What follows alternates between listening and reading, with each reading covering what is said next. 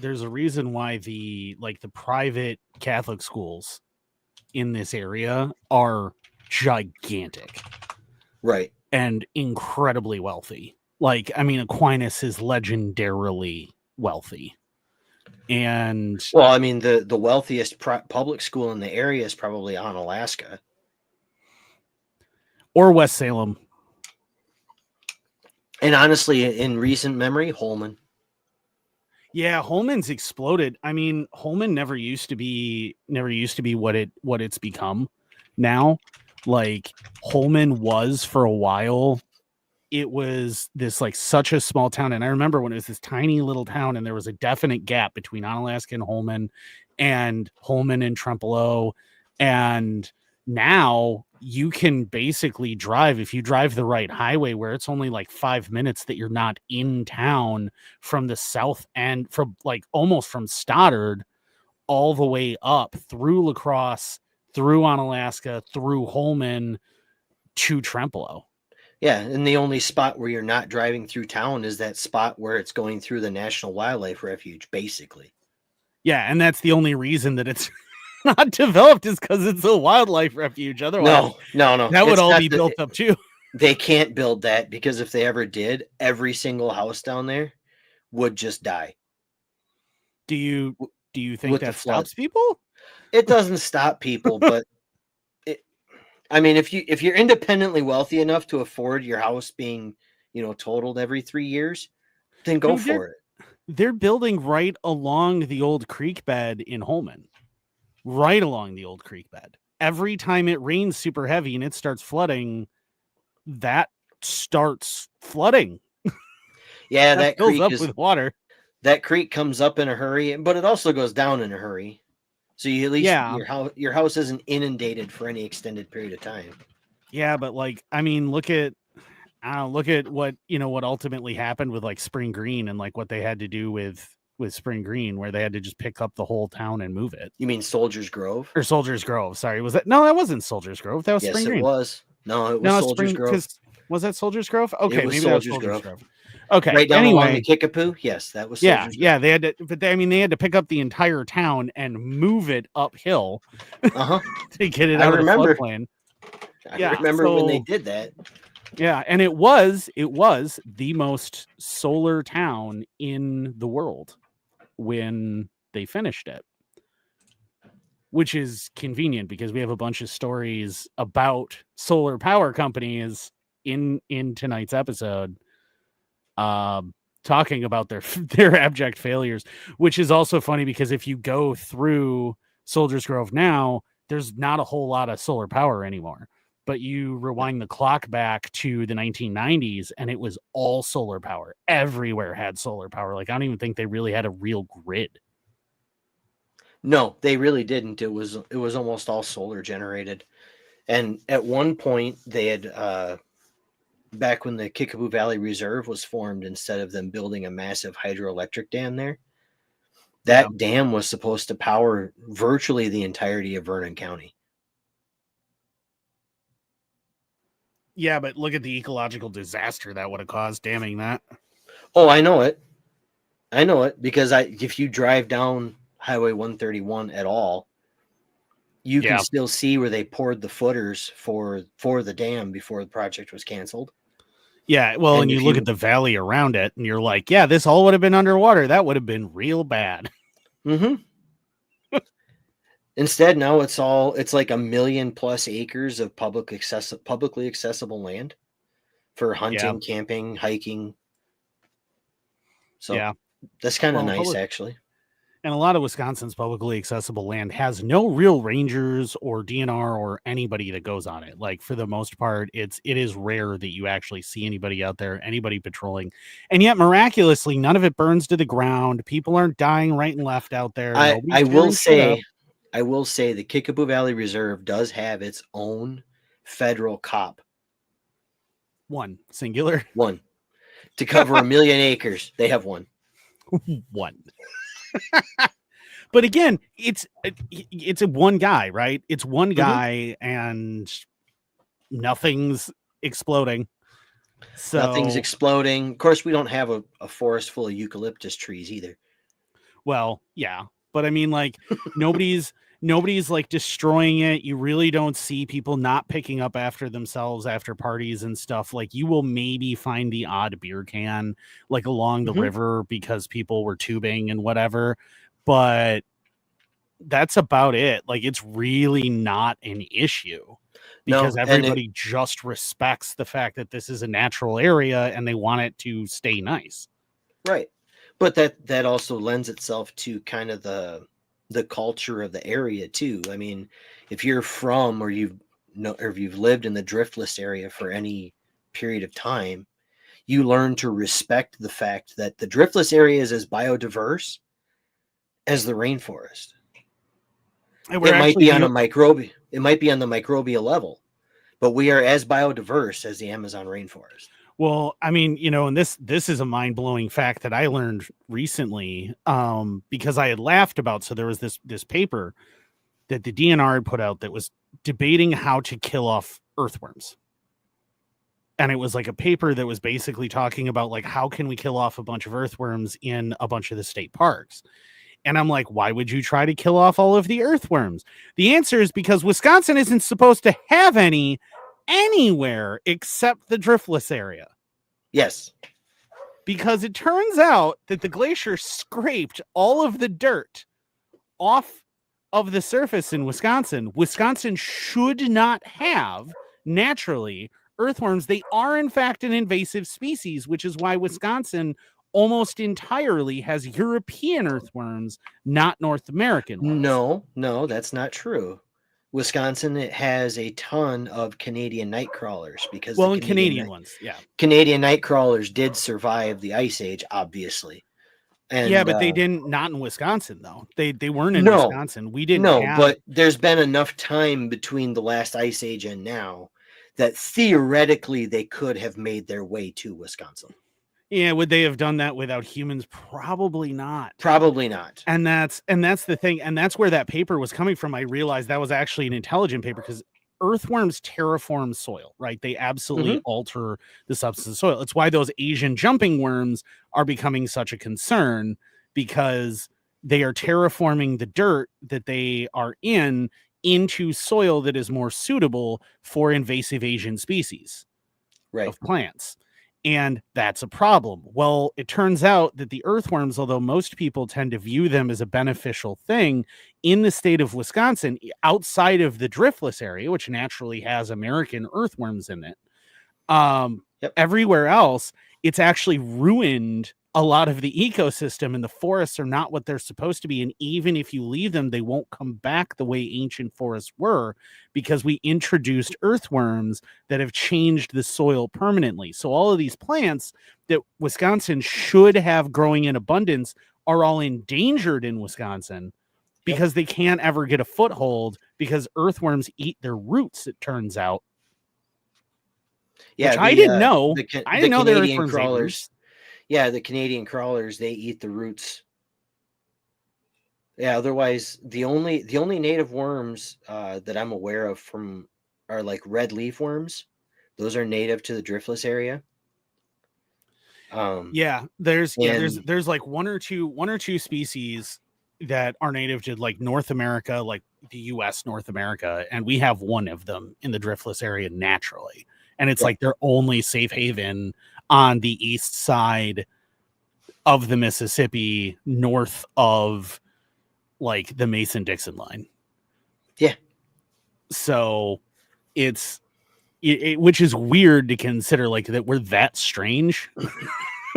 Right. Like, we're just this little island of weirdness surrounded by like Invasive pretty worms.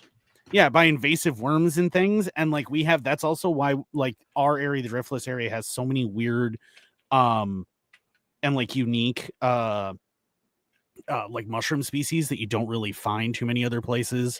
Because the Canadian worms eat the spores, they can't grow. Well, not even just that, but just like all of the myceliae, all of the spores, everything got scraped out by the glaciers everywhere else, but they just kept on a chugging here. And Well, the spores would have been like a lot of those species of fungus, like pheasant backs and stuff like that. Their spores are carried on the wind. So they would have made it out there. The only problem is Yeah, but they because, couldn't come back. they couldn't come back. Well, the trade winds wouldn't bring them back this way anyway. Yeah, but that's what I'm saying is like the only reason that we have so much stuff here is because like the glaciers, the just giant miles thick sheet of ice, didn't go along bulldozing everything here. Like anybody Yeah. that's listening that isn't from this area, you probably don't understand. But the driftless area is this tiny little island. I mean, comparatively tiny. It's actually pretty huge, but comparatively tiny little island of land where we never had glaciers here. So like none of our land formations here, none of this stuff is caused by glaciers. It is entirely just caused by water because there was never glaciers here. I mean, it's a pretty huge area. It goes all the way up. I want to say like what, to Eau Claire? So, yeah, I'm gonna try and share this screen quick. I just found a map of the driftless area. So I'm gonna try this and see if it works. That one. So can you see this? Yeah, I should be able to add that. There we go. So it goes from north of Eau Claire, which is right in here. This is Eau Claire. Goes from north of there all the way down across the Mississippi at Wabasha, down through northeast Iowa to northern Illinois, and then back up just west of Madison, all the way out just south of Stevens Point, and then back to Eau Claire. Oh yeah, so Black River is definitely okay. I thought Black River was, but I was like, I thought it's close to the edge. Yeah, because like, well, the area around Black River Falls is the way it is because it's part of the driftless area. Otherwise, it wouldn't have the formations that it does. But yeah, so we live in an area that is just bizarre, geologically speaking, ecologically speaking. It's this lone little island that before settlers came here was incredibly wild, incredibly different, and viewed as incredibly special by the natives who lived here because they knew that like they were seeing flora and fauna and things that didn't exist anywhere else. Plus the sheer number of rivers we have as a result of not having had all of our geology flattened out is and wild springs. insane. Like you can walk on any bluff, any hillside in that area, and you'll find wild springs that just bubble up out of the ground with some of the best tasting water you'll ever find. At least hopefully. I mean, sometimes you'd know. If you're in the middle of a pasture, probably not. But if you're hillside, I've encountered a couple where like clearly there's a high amount of sulfur in the sulfur, and the iron I don't mind so much, to be honest with you, but the sulfur really ruins it for me. And I have found a couple where there's a lot of sulfur, and you're like, oh boy, it's spring water. This should be. Yeah, there's actually a spring down on the farm. There's like 14 springs on the farm, right? And there's just one that if you fill your water bottle in it and let it sit out in the sun, in 10 minutes it turns green because of the bacteria. Oh, lovely. Yeah, don't drink that. No. But now that we're almost 15 minutes into the show, hello everybody, welcome to another fantastic episode of Anarchy Among Friends Roundtable Discussion. I am your host, the Inked Anarchist. I have Valhalarchist with me as usual. I do not know if Jason is going to suddenly drop in again with a little surprise appearance or not, unfortunately, but before we get started, let me remind you that we are covered by the BIPCOT no government license, which allows for the use and reuse of this podcast by anyone and everyone except for government and their authoritarian thugs that they like to send after people. Also, we're covered by Brandenburg v. Ohio from 1969, as well as all of the other Supreme Court cases that agree with Brandenburg v. Ohio that I mentioned on a previous episode recently, which all basically agree that inflammatory speech and controversial speech cannot be punished unless it is inclined to produce imminent lawless action and is likely to produce imminent lawless action and is intended to produce imminent lawless action. And obviously everything we say on here is incredibly sarcastic. It's parody. It is for entertainment purposes only. No one takes us seriously in any way, shape, or form. So if anybody took us seriously, we would have a much larger following than we do. Dude, I mean, I wish that people would take us a little more seriously, at least like as far as, you know, maybe increasing our viewership, and so we could get, even as big as some of the really shitty podcasts that are out there that are like huge. Because like Adrian Peterson has how many people that are regular viewers? Like, how do we not have that many? We're way better than that. We're far more entertaining. Or the one podcast that's out there that absolutely drives me nuts is the Whatever podcast. Like, let's get e-thoughts and one person who has some sort of sane worldview and have this person completely rip them apart. I mean, I will say that the clips are entertaining. The clips I have seen of that on TikTok, I refuse to watch full episode because my brain would actually start to melt. But yes, I've never watched a full episode either. Some of the clips are a beautiful thing. Where the one where they were like, "Well, how much does a man have to make?" And this chick is like $250,000, and he's like, "Well, how much do you make?" And she's like, "Oh, I don't work." So you offer nothing. So you offer, yeah. And he was like, well, and he was like, "Would you at least cook and clean for him?" Like, and she was like, "Well, no, I'm not a maid." What do you offer? You offer nothing, because the only thing you offer is sex. And I say any honestly, of the skills that you think you have, any of the skills you think you have, if he's making $250,000 a year, his secretary also does. Mm-hmm. So, and is less of a pain than you are. So you offer nothing. Like, sorry about you, but what do you bring to the table? Like, if it's that's just like, the truth of that's just the fact of the matter, though. I mean, if you make $250,000, hell, if you make $125,000 a year, chances are whatever these people, these lunatics are thinking they're offering you, you can do way better with less hassle. Yeah, I mean flat out, it just, yeah. But as a wise man once said, like Andrews. Oh, stupid light. Then you have friends like Andrews who do shit like that.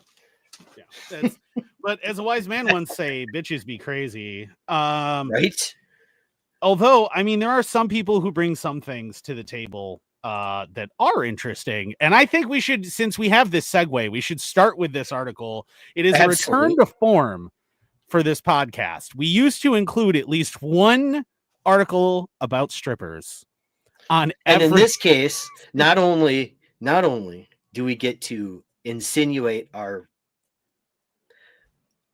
agreement with FTP, and I'm not talking about file transfer I'm not talking about file transfer protocol for those of you that are IT nerds. But we also get to talk about our favorite topic, which is your local single moms. So when I saw this article for the first time, I looked at it and I went, well, I guess. So quote, this is from the article from the New York Post, by the way. I do want to point out this is from the New York Post. The very first line of this article. Yeah. This cop is really getting NYPD blue. A detective. Yes. In the city police department's special victims unit. Dum dum. Where's the doink doink? Come on, you didn't have that one queued up. I did not have that one queued up. I really should have the hold on. It's it's kind of ruined now, but I'm doing it anyway. You're doing it anyway. Now I'm gonna reread the line right as you get it queued up, because we got to do this right. Hang on. You ready? Okay. I think I got it. I think I got it queued up. All right. A detective with the NYPD City Police Department's Special Victims Unit, thank you, is raising eyebrows after appearing in a raunchy pole dancing video that's gone viral, the Post has learned. Okay, the Post has learned about a hot Latin woman and I put parental discretion advised for the video clip and the screenshots that are in that link in our description. However, if you are a parent and that parent happens to want to see this, I highly recommend that you do, because Yes, absolutely. Melissa Mercado, a 7-year veteran of New York's finest, popped up on a music video published by World Hip Hop, which shows the curvy cop gyrating and shaking her body while wearing only a thong and a skimpy bra. What's the problem? And boy, does she wear it. Yes, she does. Yep. I have no words. There's definitely some doink doink involved with that. Yeah, I doink doink. So another detective said that he's disgusted, and yes, I'm appalled as a member of the community and a fine, upstanding, innocent virgin. I absolutely am appalled, and frankly, I wish to have a one-on-one meeting with her to discuss in depth why, emphasis on in depth, why she needs Jesus for several hours. Please don't interrupt us. It's a very private conversation. The cop's controversial twerking performance is in the Doin' That video by Hempstead rapper Esquire, whose real name is Fabian Winfield. I'd also go with Esquire personally. Right? According to Chartmedic. I will also point out that most of these like new rappers and stuff have just the dumbest names I have ever heard in my life. The dumbest names.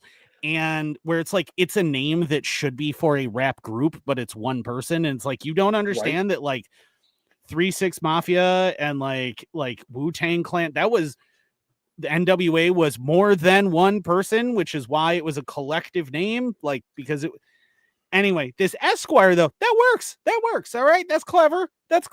I'll give it to you. I'll give it to him. I don't want to listen to his music, but I'll give it to him. Yeah.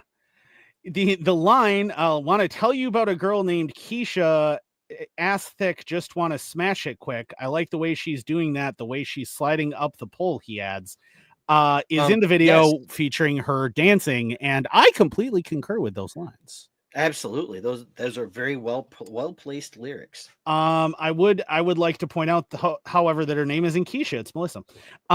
Mercado, a $144,000 a year grade 3 detective assigned to the Bronx SVU, joined the force in 2018. She is not named in the video.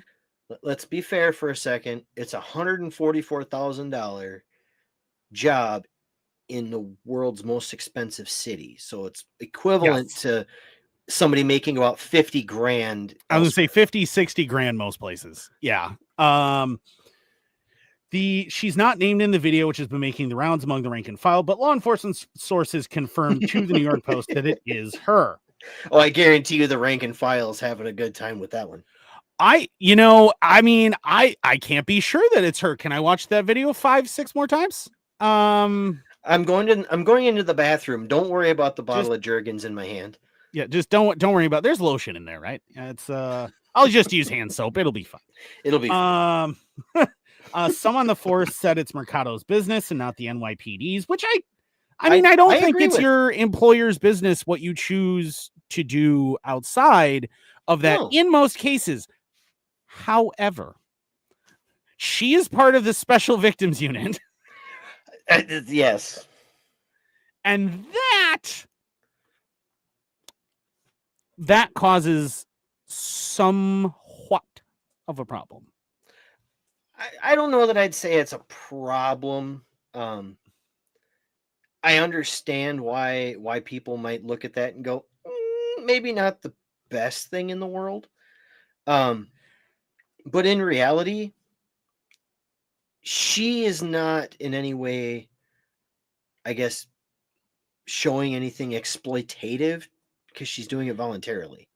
Well, yeah. And I mean, not only that, but like it's police have been moonlighting in other jobs for basically as long as there have been police departments, which is much less time than you might think. Actually, first police department in the world was in New York City. It was in the 1890s, very shortly followed, or 1850s, maybe. I don't remember exactly, but followed very, very shortly by the police department in London. and then it just expanded from there. But I believe it was New York was the first ones to have it. The thing to remember though is that like basically as long as the police department has existed, cops have been moonlighting doing other things, right? My own great grandfather was a police detective in Detroit in the late 20s and the 30s, and he moonlighted for other organizations. And I can see where you might have a problem with that if he's a because he was moonlighting for a bunch of booze running Jews, also known as the Purple Gang, a gang so incredibly wildly violent that even Al Capone simply decided he needed to make peace with them. 1844, by the way, on the New York NYPD. Was originally a police force consisting of one night watchman, 100 city marshals, 31 constables, and 51 municipal police officers.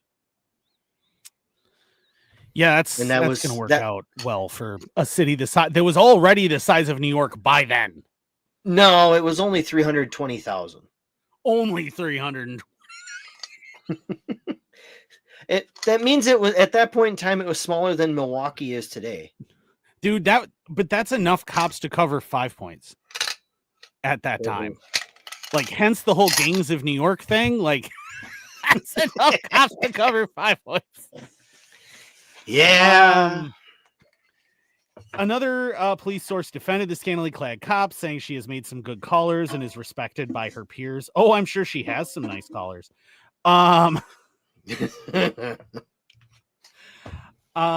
It's according to the police union, they say that it's none of the NYPD's business. She's not wearing NYPD paraphernalia. Nothing in the video says she's a detective. She's performing for money. If she has a side gig, the job would want to know about that. The source said the member would be obligated to file an off-duty employment application. I would say nothing she does in the video is the department's business. Retired NYPD SVU Division Chief Michael Osgood also questioned Mercado's after-hours twerking gig. Quote, there's a line of thinking that what you do off-duty, Osgood said, but I think this conduct is unbecoming a police officer. I found it wrong morally if you're a special victims detective. And again, this is where I have a problem, is the nature of her being a special victims detective. And I think that is a conflict because you are working in the SVU. I get it. I do. I understand where you're coming from with it. I don't necessarily agree. Only because she's doing this. If it was a situation where she was doing it and she herself was, indicating being exploited or anything like that, and that was the subject of the video, that'd be one thing. That isn't even what I'm worried about, though. Like, what I'm worried about is like she's doing this. She's performing very sexually, and for money. And my concern is that, like, let's say you are a trafficked teen, like you're gonna lose some authoritative credence there. With that, yeah. It's, however, I will say that, I mean, it may help her with like if she's working with trafficked people too. I could also see where that might help a little bit and whatever. But I personally think that she needs to be taught a lesson, a very, very hard set of lessons. And I mean, it's a sacrifice, but I volunteer to be in charge of doing that.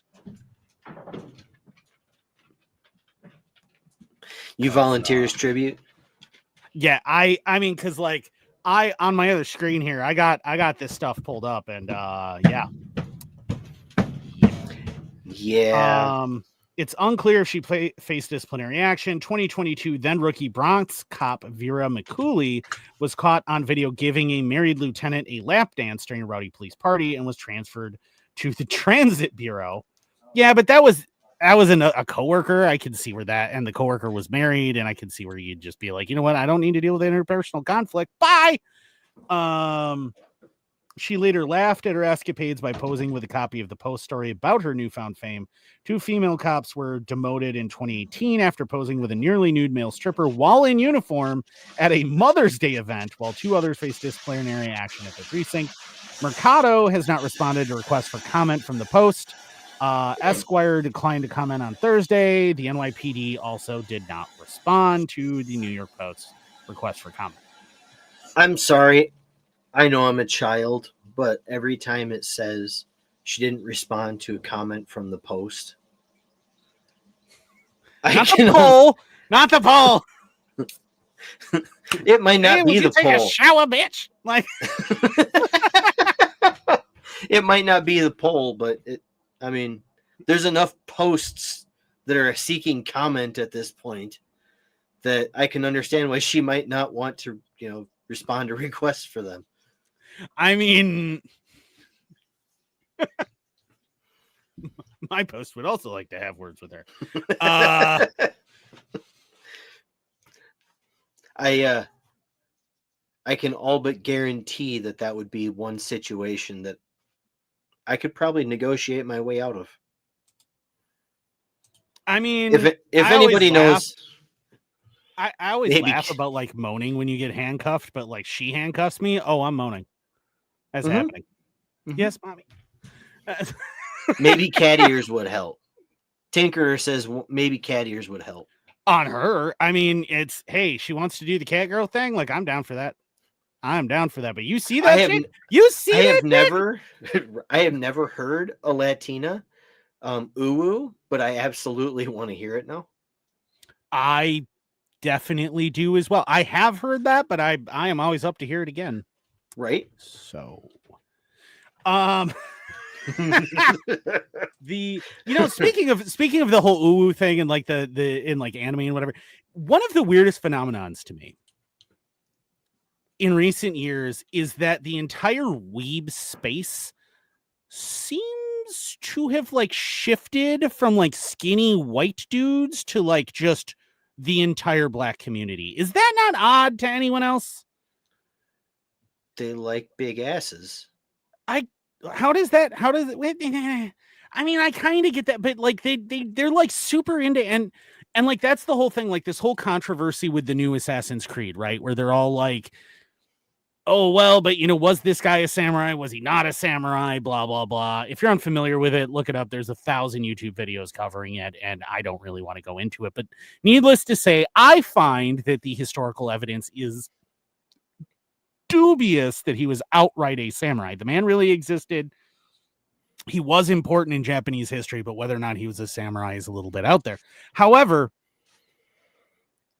I also think that it's pretty clear that Ubisoft is just catering to their principal market. Like what their principal market has become, which is, I mean, flat out like black dudes who are really into like anime and Japanese culture and stuff. Like that is what it is. Yeah. And can you blame them? Like that's a money-making opportunity all freaking day. It's and if you don't take it while strike it while the iron's hot, then and I mean it's really been I'm gonna say like the last 15 to 20 years that's kind of like been a shift that's happened, and I just have always found that I'd say 10. I'd say the last 10 years. But a lot of it has to do with the decline, because prior to about 10 years ago, the American comic scene was still pretty strong with American publishers. And manga has been eating American comics lunch for the last decade plus.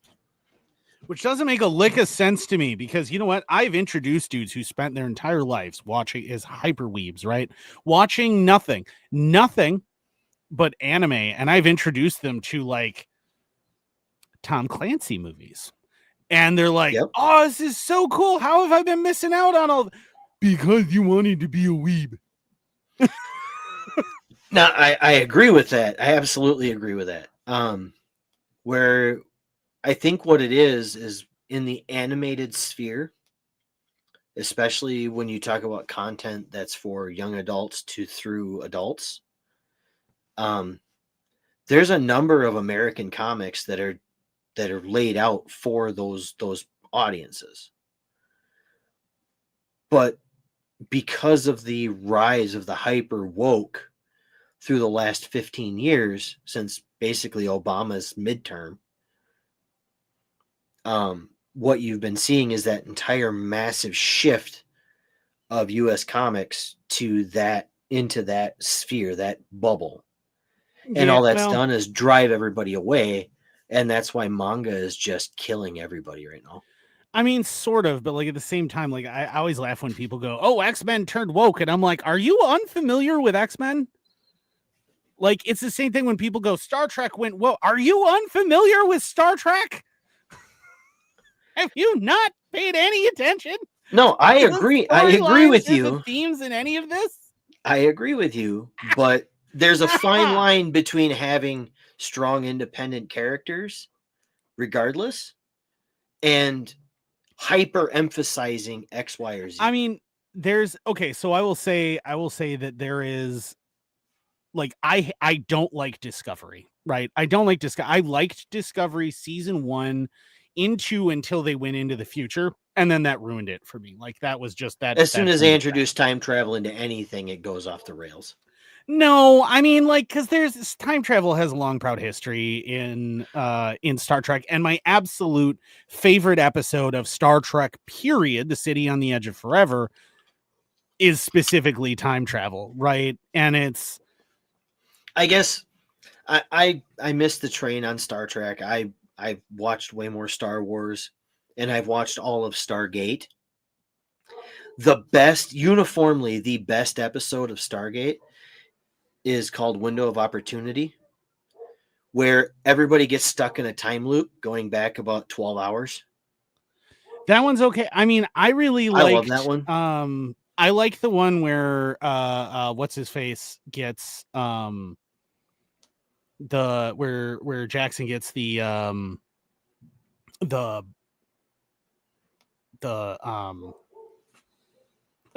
brain, or he gets like the knowledge of whatever, or not Jackson, O'Neill yeah, where O'Neill gets Gets all of the stuff ancient uploaded into his knowledge. brain, yeah. Yep. And he can't handle. I love that episode. It's hilarious where he Oh, just it's fantastic. yeah, and Another that's where you introduce the Asgard, right. And another great Jackson getting enlightened is a good one too. yeah. Another Well, fantastic one. that was pretty 1969. The episode 1969 was awesome. That's the one where they go through, they hit a solar flare and go back in time to 1969 and meet a young Lieutenant Hammond. Yes, yeah, I That do is remember that one. That is an awesome episode too. Yeah, well, and Teal'c trying to like behave himself and not be Teal'c is is pretty good.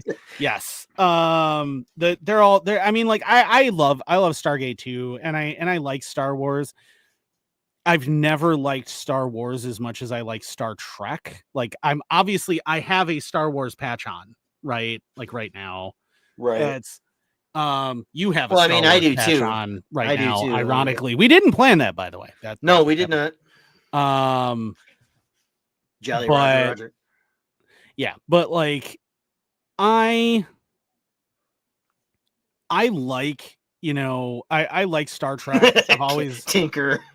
There's a lot of shake in that video. Yeah. He must have found the video of our lady cop. Yeah, I mean, hey man, I'd rather watch that than us. But no shit. But I will say though, like I've always liked Star Trek better than I like Star Wars, and I know that's a controversial opinion, and especially now because everybody's. It's only controversial amongst people who don't really want to give the other one a chance. If you like sci-fi, if you really like sci-fi, you like all 3 Star series. Yeah, I mean, Star Wars, Star Trek, Stargate. Yeah, I mean, you tend to, and like, but I mean, like, I feel like Star Wars and Star Trek actually like occupy 2 entirely different spaces, right? Like Trek is a idealized future, semi-idealized future. Ironically, because Gene Roddenberry himself was just a horrible piece of shit. But anyway, like seriously, like he was truly a misogynist, like truly a misogynist and a raging alcoholic. And he's like, oh, in the future, humanity will be perfect because there'll be no misogyny and people won't drink alcohol. You hypocritical. But anyway, so and I will say that I think Star Trek has gotten significantly better after Gene Roddenberry died. But anyway, also very controversial opinion. If you disagree with me, that's okay. You can be wrong. But the DS9 is the best series, and I don't care what you have to say. You know, DS9 and the new movies are the only ones I've actually seen all the way through. How have you not seen the original series all the way through? It's 3 fucking seasons. Because I did. I understand that. Never watched it. Oh my God. Just judging so hard. So hard. Go for it. I don't give a shit. But I really like DS9, although I will say my second favorite series to DS9 after DS9 is 100% Lower Decks. I love Lower Decks so much. When it ended, I was so sad. However, I'm very excited because the chick who plays Mariner is potentially going to be directing and co-producing a show coming up that is in the Star Trek universe and takes place entirely on Risa. And if you are unfamiliar with Risa, because you're not a Star Trek nerd like I am, Risa is the pleasure planet where Jean-Luc Picard in Next Generation gets talked into by Riker picking up this specific statue for him, and he has it sitting there, and then that woman lets him know that it actually means like I wish to mate. And it's hilarious. But which makes me that makes me think of Futurama and Death by Snoo Snoo. Well, that's just Will Riker. I mean, in general, but I saw a meme the other day that was Tasha Yar's Romulan child. I forget her name, but anyway, that's also played by the same chick who played Tasha Yar. But anyway, Tasha Yar's like Romulan daughter, and it was Data going, "Hey, what's the difference between a Romulan light bulb and your mother?" And Nothing. she's like, I've "I don't know what." both. Well, no, he goes, she goes, "No," she goes, "I don't know what," and he goes, I can't, or I can unscrew a Romulan light bulb." Data is fully functional. Yeah, well, he never actually says that, but in the meme, he's saying that because Data is fully functional in all ways. If you've ever watched Next Generation, and yes, so I have heard some. I have seen some TNG. Yeah, so that definitely happens. If you have, I mean, you got to watch Star Trek, man. You got to watch that. I think the reason I haven't seen TOS is because I hate William Shatner. You should, yeah, but he's great as Kirk. He's great as Kirk. Kirk is my favorite captain. Now, yes, by the end, Sisko does wind up a captain, but he's a commander for the majority of it. So, anyway, boy, did we get off topic. That was like a 15-minute fucking Star Wars rant. Yeah, I guess we won't land that plane anytime soon. I do have a hidden article. Do we want to talk about the hidden article quick? Do we have a Segui? I don't have a Segui other than the fact that I'm holding a beer. Oh, well, I got whiskey, but let's go. Quote, just enough to get through. Brewery selling crate of 1,461 beers to help Canadians survive the next 4 years. Canada's neighbor to the south are levying tariffs, threatening annexation, and igniting plenty of other chaos. So Canada's oldest brewery figures that for its people to survive the next 4 years, they just might require a daily beer. Moosehead Breweries, founded in 1867, released on Friday a giant crate of 1,461 cans of lager, which, assuming about 1 beer a day, is, quote, just enough to get through the full presidential term, end quote, of U.S. President Donald Trump. If the start of 2025 has taught us anything, it's that it will take determination to weather 4 years of political uncertainty. And what better way to make it through each day than with a truly Canadian beer? Karen Grigg, director of marketing for the New Brunswick-based Moosehead, said in a press release. The presidential pack is being sold only on Moosehead's website. It's available to residents living only in the Canadian provinces of Ontario, New Brunswick, and Nova Scotia for about 3,500 Canadian dollars, which is only 2,400 US, including delivery. Moosehead noted that the independent brewery was founded the same year as Canada, and both have, quote, been through a lot, end quote, over the past 158 years. Well, we can't predict how the next 4 years will go. We have a feeling that this large pack will come in handy, Greg added. I also want to point out that no, in fact, you were not founded the same year as Canada. You are actually more than 100 years older than Canada, because Canada did not become a independent nation until 1989. It might have been 84, one of those two.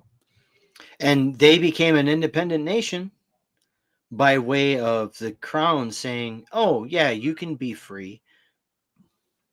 But yeah, they basically voted for their own independence. Right. And Canada is directly north of Wisconsin, and Wisconsinites do not have any love for Canadians.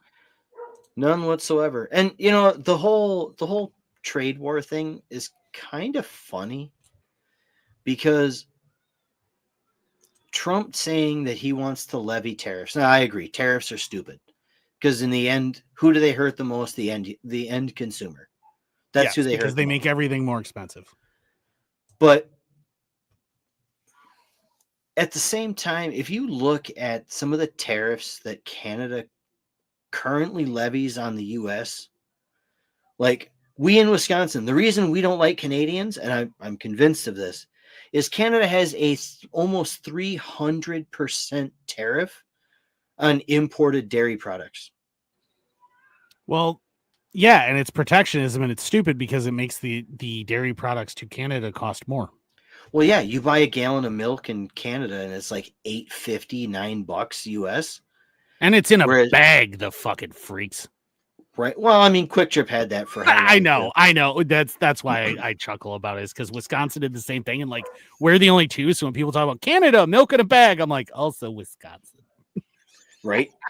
But I mean, 300% tariff on dairy products. Could you imagine how much more lucrative the dairy industry would be for Wisconsinites if we had free access to the Canadian market? Well, I think that we don't like Canada because they won't just give us their toilets.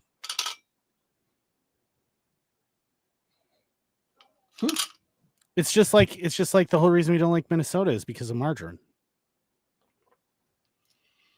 They won't give us the toilets? Let me elaborate real quick on some Wisconsin state history for you here. And this is like Gen X history. So Gen Xers in this area will remember this. But so in the 1980s, Wisconsin instituted a ban on toilets with a flush capacity over like 1.8 gallons or something? I think it was 1.5. Something like that, right? They instituted a ban. However, Canada had no such ban. And so you could go to Canada and get a 2.4 gallon flush toilet that actually still flushed. Okay. Now, modern toilet technology has made that whole flush capacity thing irrelevant. However, that was a thing, right? So Wisconsinites, because we can literally just take a boat to Canada, it's like a 20-minute ride. You're there. It's not hard. It's more than 20 minutes crossing Lake Superior. If you're crossing Lake Superior, why would you cross Lake Superior? There are islands. To get to Canada, you have to go through Lake Superior directly from Wisconsin. Oh, no. You drive up. Unless you go through northeast Wisconsin. Yeah, you either go through the northeast and then you just go boop and you're over there, right? You just kind of cut across from Superior. You go boop. Or that's Minnesota. It's Minnesota up and around, but Canada's like right there. It's a real short trip. Or what you do is you go to Michigan. No, that's what I was talking about. Northeast Wisconsin. Yeah, yeah. You go to the UP and then you just hop up and across. Or, you go to the mitten of Michigan and you can literally walk to Canada in the winter. But cross the Detroit So River, that's how my ancestors got here. if anybody But from Michigan is watching this right now, I must say, Northeast Wisconsin is ours. we're gonna annex it eventually. We will. But I'm just saying. it rightfully belongs to Wisconsin. We don't care what you say. We're going to take it. But yeah, so what was happening is that people were basically just doing the hop, skip, and a jump up to Canada, buying like a truckload of toilets, bringing them back down here, and then selling them off to people for years. Well, then Canada put a kibosh on it and would no longer allow you out of Canada with toilets, which meant we were all stuck with the ironically shitty toilets that Although, then by then had become federally mandated. right. I was going to say, before it became a Wisconsin, or before Canada cut us off, you could also go to Minnesota and you couldn't get 2.4s, but you get 2.0s. See, that's another reason we don't like Minnesota. So the other reason we don't like Minnesota is yellow colored margarine. Okay. Yellow colored margarine. So Wisconsin for years and years and years had a Don't law. eat margarine. You really shouldn't. It's oleolestra. Look that one up, kids. May cause anal leakage. Yeah. Yes. There are a few. That product, by the way, is under a different brand name, is still on the market. I know. But and then Ally, you remember Ally came out and everyone was all excited, and I'm like, that's literally the same stuff that it was the active ingredient in Olestra and does the exact same thing. So it just keeps your body from absorbing cholesterol, which means that it needs to go somewhere, and it's just like an oil. And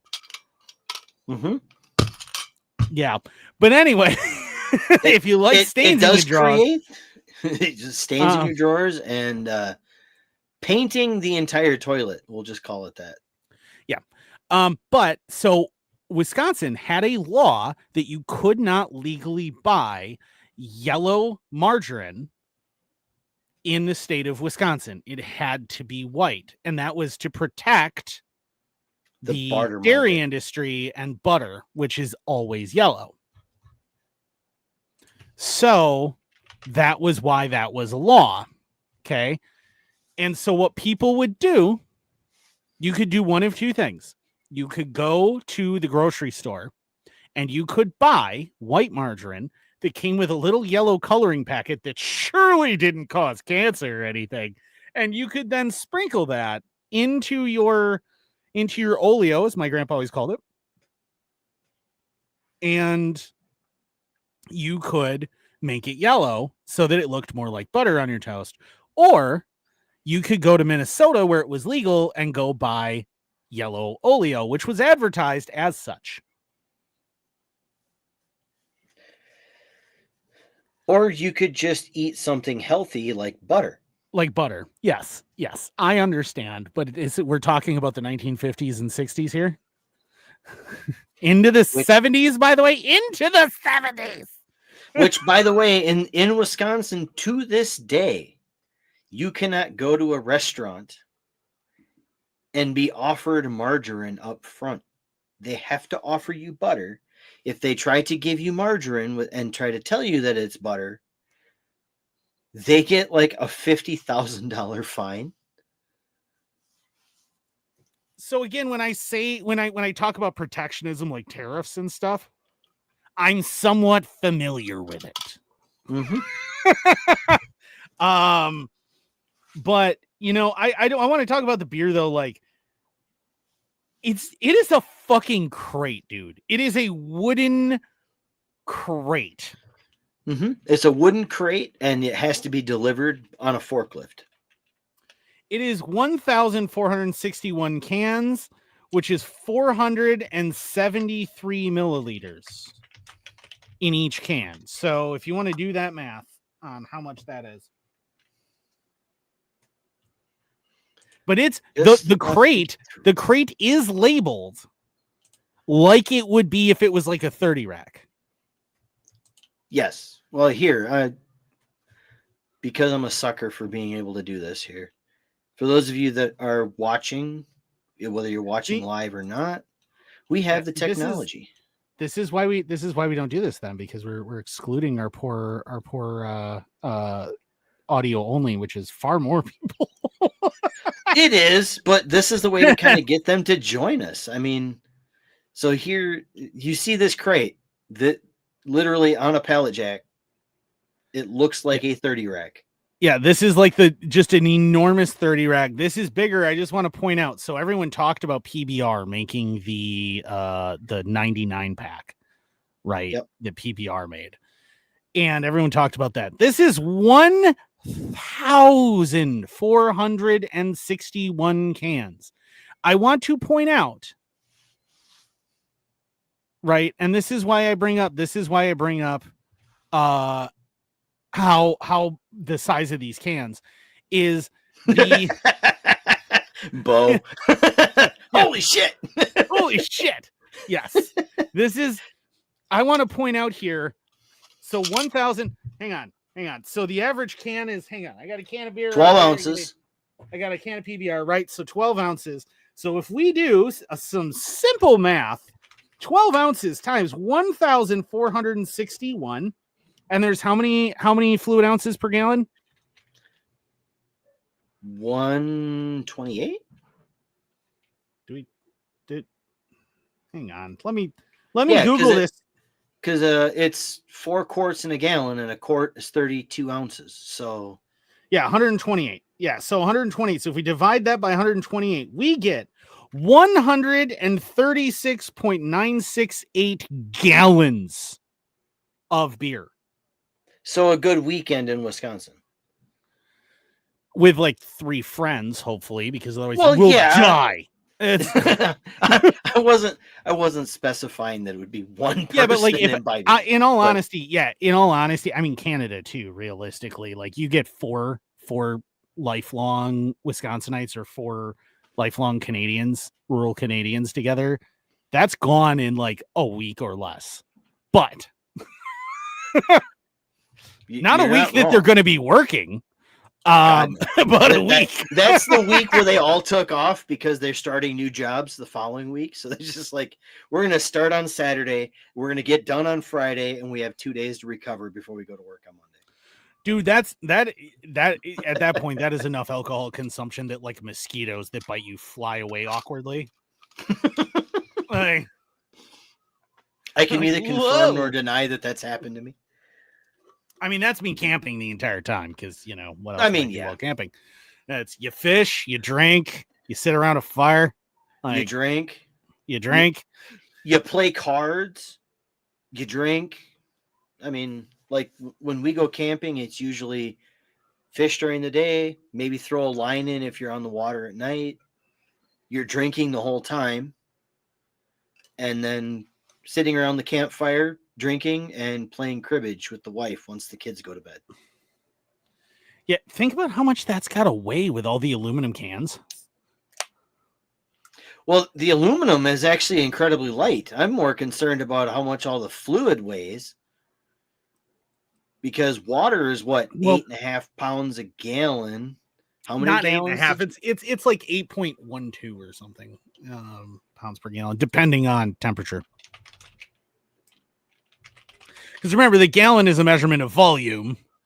Weight is generally associated with mass. So 8.34 pounds, roughly. It's almost like we have the technology. To the Googles. 8.34 pounds, and that's just water. Depending on the strength of the beer. I mean, alcohol is lighter than water. But yeah, alcohol is less dense. But but then you add in the all the other shit that they put in the beer, and you probably come out of the wash. Dude, it's a Canadian beer. It's mostly water anyway. Like it's basically water. Yeah, that's anyway. True. What is it? That's like true. 1% alcohol by volume. I mean, come on.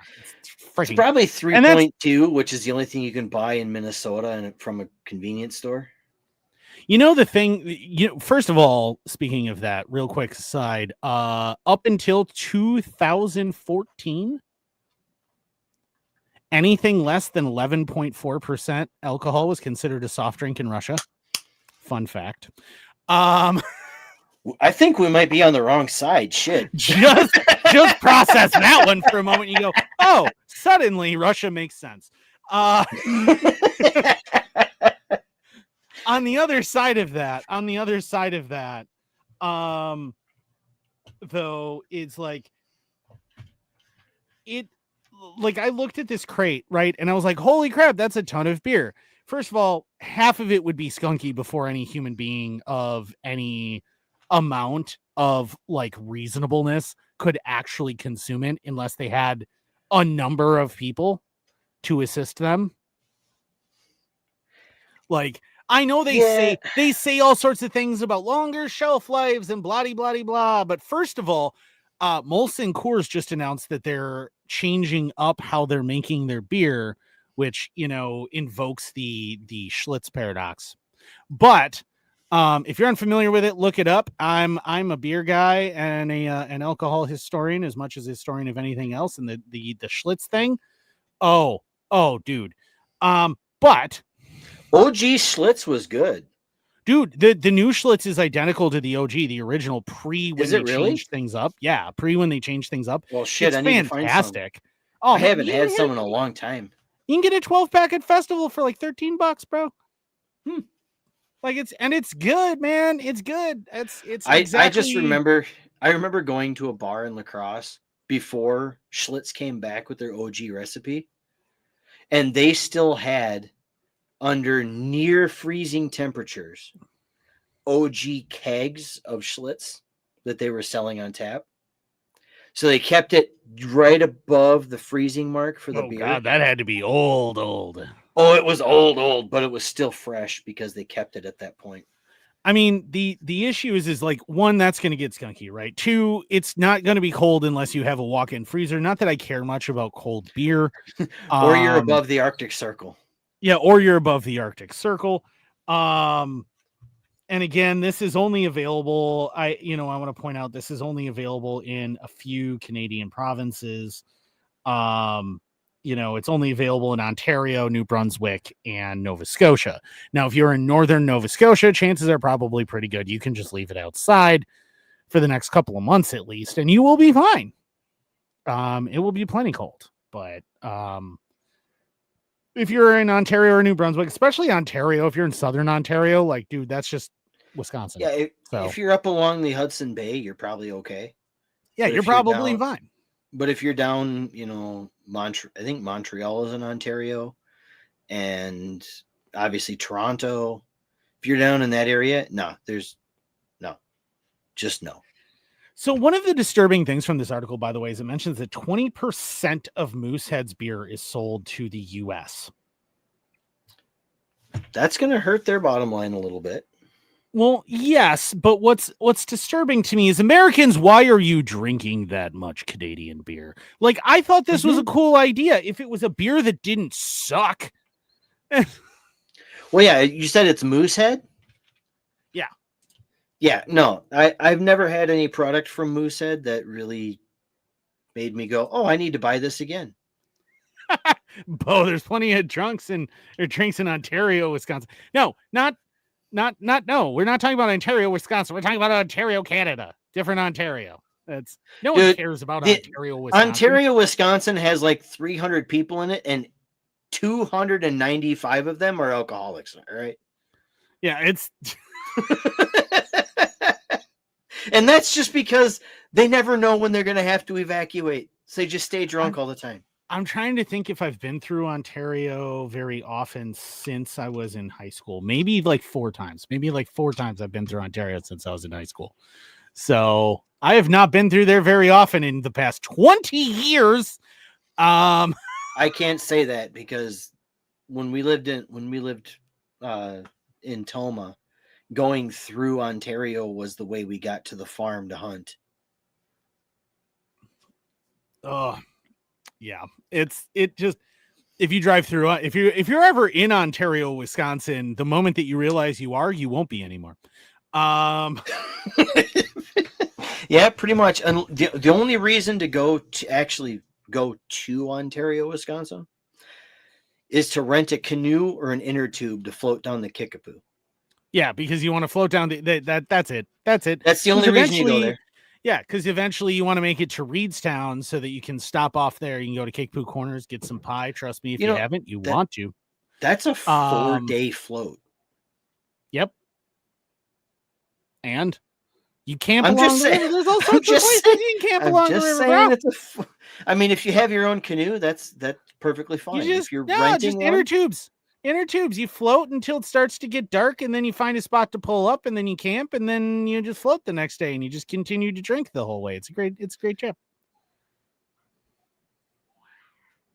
I don't know if my liver, as much as I drink, I don't know if my liver would survive that trip. I mean, I haven't done it since I was in my 20s, so in all fairness, yeah, it's a little extreme, and but yeah. So in particular, Moosehead's cost for aluminum lids will be affected by 10% tariffs that start next week, as the company can only get them from the United States, and because Canada is doing the retaliatory tariff thing, that 10% on their side.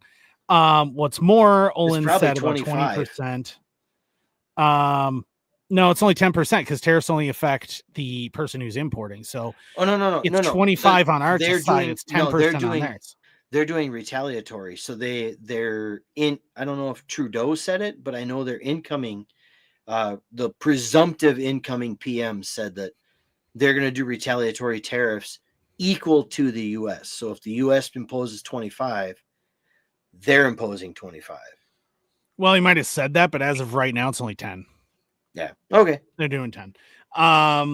Olin said about 20% of Moosehead's beer sold to the U.S., and those exports are also going to be hit with the 25% tariff on the U.S. side.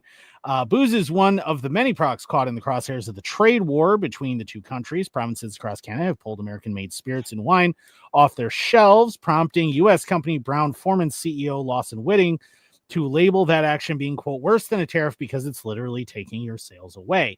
But beer is different. Many of the big companies that sell in Canada, like Anheuser-Busch, manufacture American brands in Canada and thus are not affected. Oh, shucks. And Bo, I've done the Ontario to Lafarge trip myself. And yes, that is way too much time on the river, especially for a one-day trip. But fun fact, where you take out in Lafarge actually resides on the farm that I hunt every year. So, what's funny is my grandfather, so my stepdad owned a horse farm right down on the Kickapoo. Mm-hmm. And he, for years and years and years, they're selling it now because he's in a nursing home and my grandma's there too. Anyway, we intentionally went down there and cleared a camping area down by the river, mm-hmm. and poured down a bunch of gravel to flatten it out and then sand on top of that. So it was this nice big flat area, and put up a sign like, please clean up after yourselves. Right up until it floods. Yeah, well, basically lasted until it flooded, which actually took a few years. But then, there was that big flood. What was 18. That? That was 18. Yeah, that definitely destroyed it, if nothing else had. But when the Kickapoo River is at 22.5 feet, and the previous record was 18, that's a problem. I remember the mudslide. The funny thing is so 2018. No, that wasn't 2018 when that one, the one I'm thinking of was. That was 2008. That was about 10 years prior. It was about 08. I'm talking about the record setter in 2018. Okay, yeah, that was worse. But 2008, when that all happened and all that destruction happened, that was when I came back. And I was coming from North Carolina, where we were in the middle of the worst drought in 100 years, to flooding. Catastrophic flooding. So that was fun. Yeah, so one of the things that I really want to talk about here, though, is that the beer is a little bit different. They said there's a real opportunity to brew Canadian, And this is one of those things that why I wanted to bring up this article too, is like I wanted to reinforce like how much tariffs don't help, right? How much they don't help, because Tariffs have what's never been a happening, net positive. yeah, what's happening is, yeah, you can go, oh, well, there's manufacturing coming back to America. Uh-huh. And the wages and benefits required in America are dramatically more expensive than they are in other countries, which means that the price of that good for you to buy is going to go up. That hurts the consumer, especially when we're in the absolute middle of an oncoming recession, most likely. Several major investor people have already said it to their clients, everything else. I can see it coming. We're in the middle of hyperinflation. We're in the middle of a recession, an oncoming recession. And what's going to happen? We're going to drive that cost dramatically up. That is stupid. That is exactly the opposite of what you want to do if you care about the American people. On top of that, retaliatory tariffs are going to make the foreign countries that are our two biggest trading partners, that is Canada and Mexico, start manufacturing things that they are currently getting from us domestically, which is going to increase the trade deficit, not reduce it. Fun fact. Well, and what's going to happen there is then they're not buying American anymore, so we lose a shit ton of income. Yes, but I have to kind of take a step back on that one though. Because what they get from us is a far bigger piece of the pie than what we get from either of them. We get less than 1% of our global trade from Canada and less than 5%. Yes, we do. No, our imports, our net imports, right? Our global, we covered this on a previous episode. Our global trades are like, with Canada, is like 14% of all of our imports are to Canada, and like more than 10% go to them. They are our largest trading partner on the face of planet Earth. Is Canada. Just Canada as a single country, it's Canada. Mexico is number 2. It was number 1 for a very long time, but in the past about like 5 years, that's kind of changed. Just to review the numbers that I had previously gone through, because I believe I have those here. Yes, 13.1% of all U.S. goods come from Canada. 14.5% of all U.S. goods come from Mexico. 17.3% of all U.S. goods that are exported to Canada, and 15.73% of all U.S. goods are exported to Mexico. That is as of December 2024. In fact, between Canada, Mexico, and China, 40.49% of all U.S. goods are exported to Canada, Mexico, and China. Yep, I stand corrected. Yeah, they're not 1%. They're almost 20%. But at the same time, they get a lot more of their imports from us than we do from them. Like most of what we get from Canada, we can get from other sources if necessary. Yeah, but it'll be more expensive. Depends on how far this trade war goes.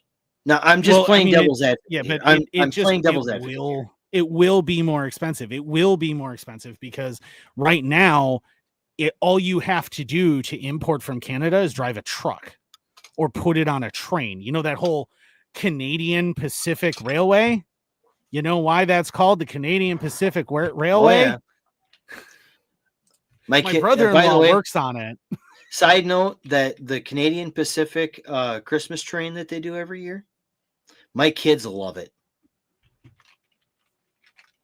Oh, it's cool as hell. But like my brother-in-law works for I think it's Canadian Pacific. I could be wrong. And if no, it is Canadian Pacific.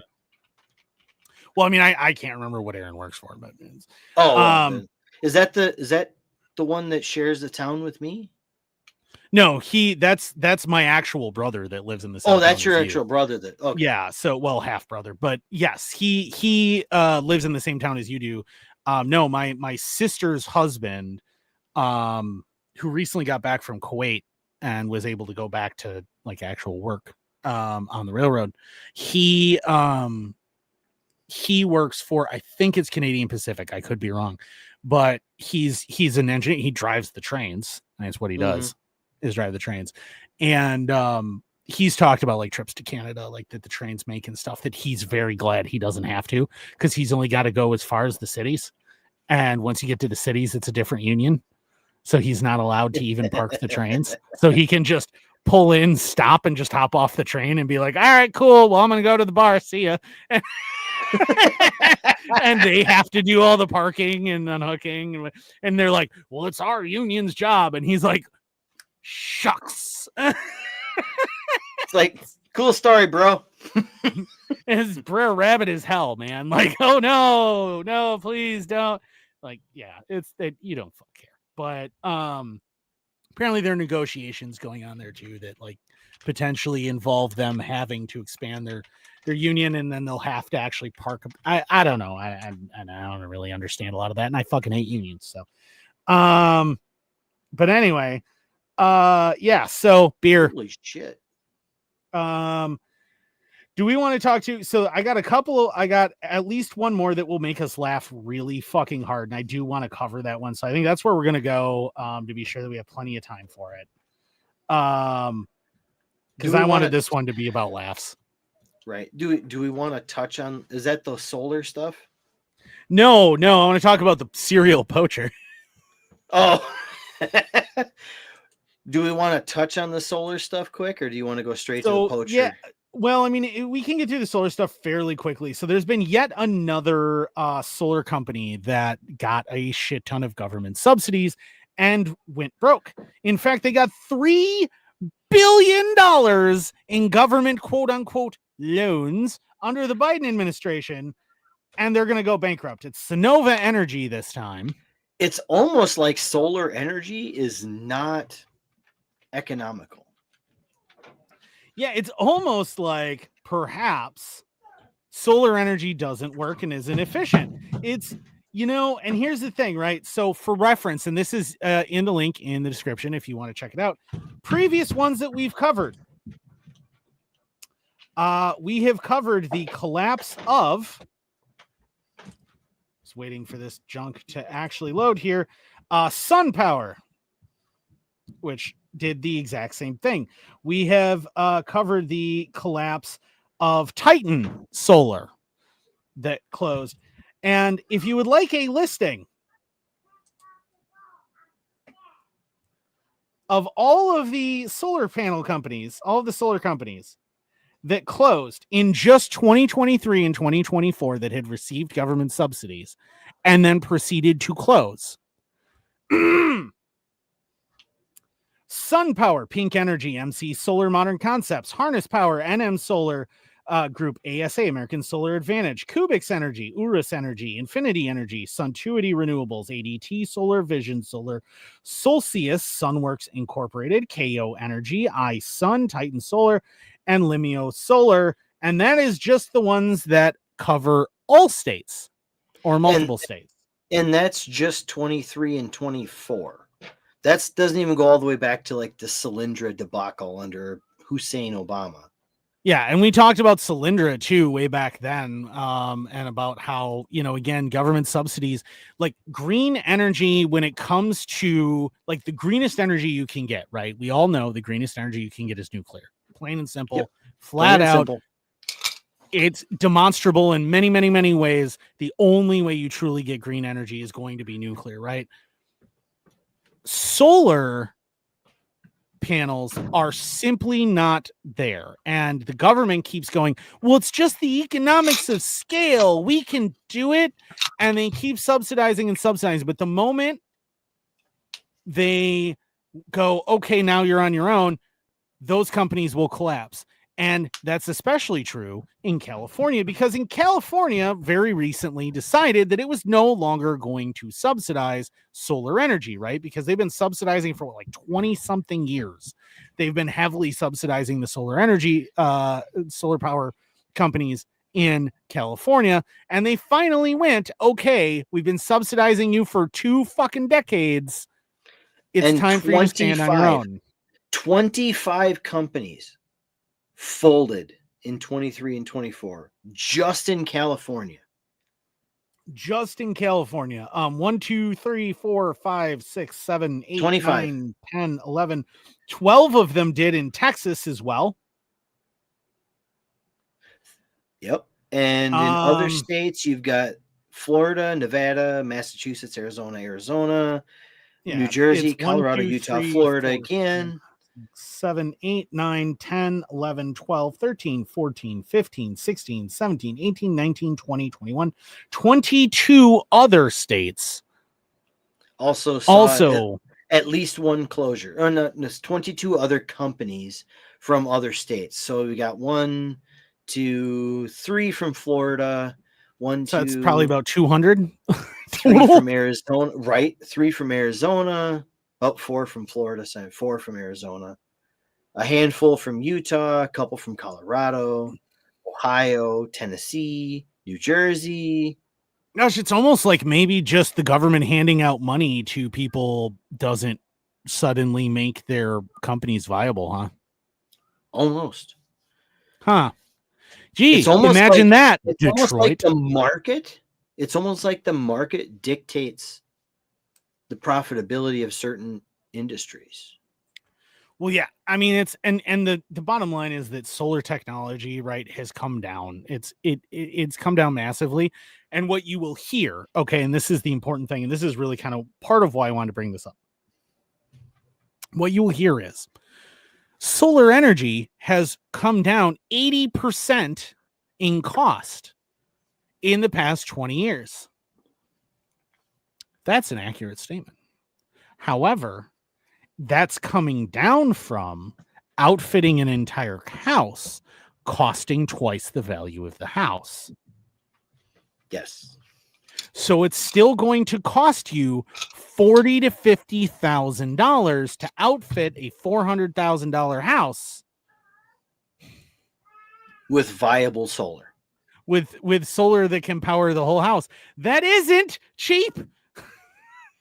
That's not cheap, especially when it costs fraction of a cent per kilowatt hour to just do nuclear.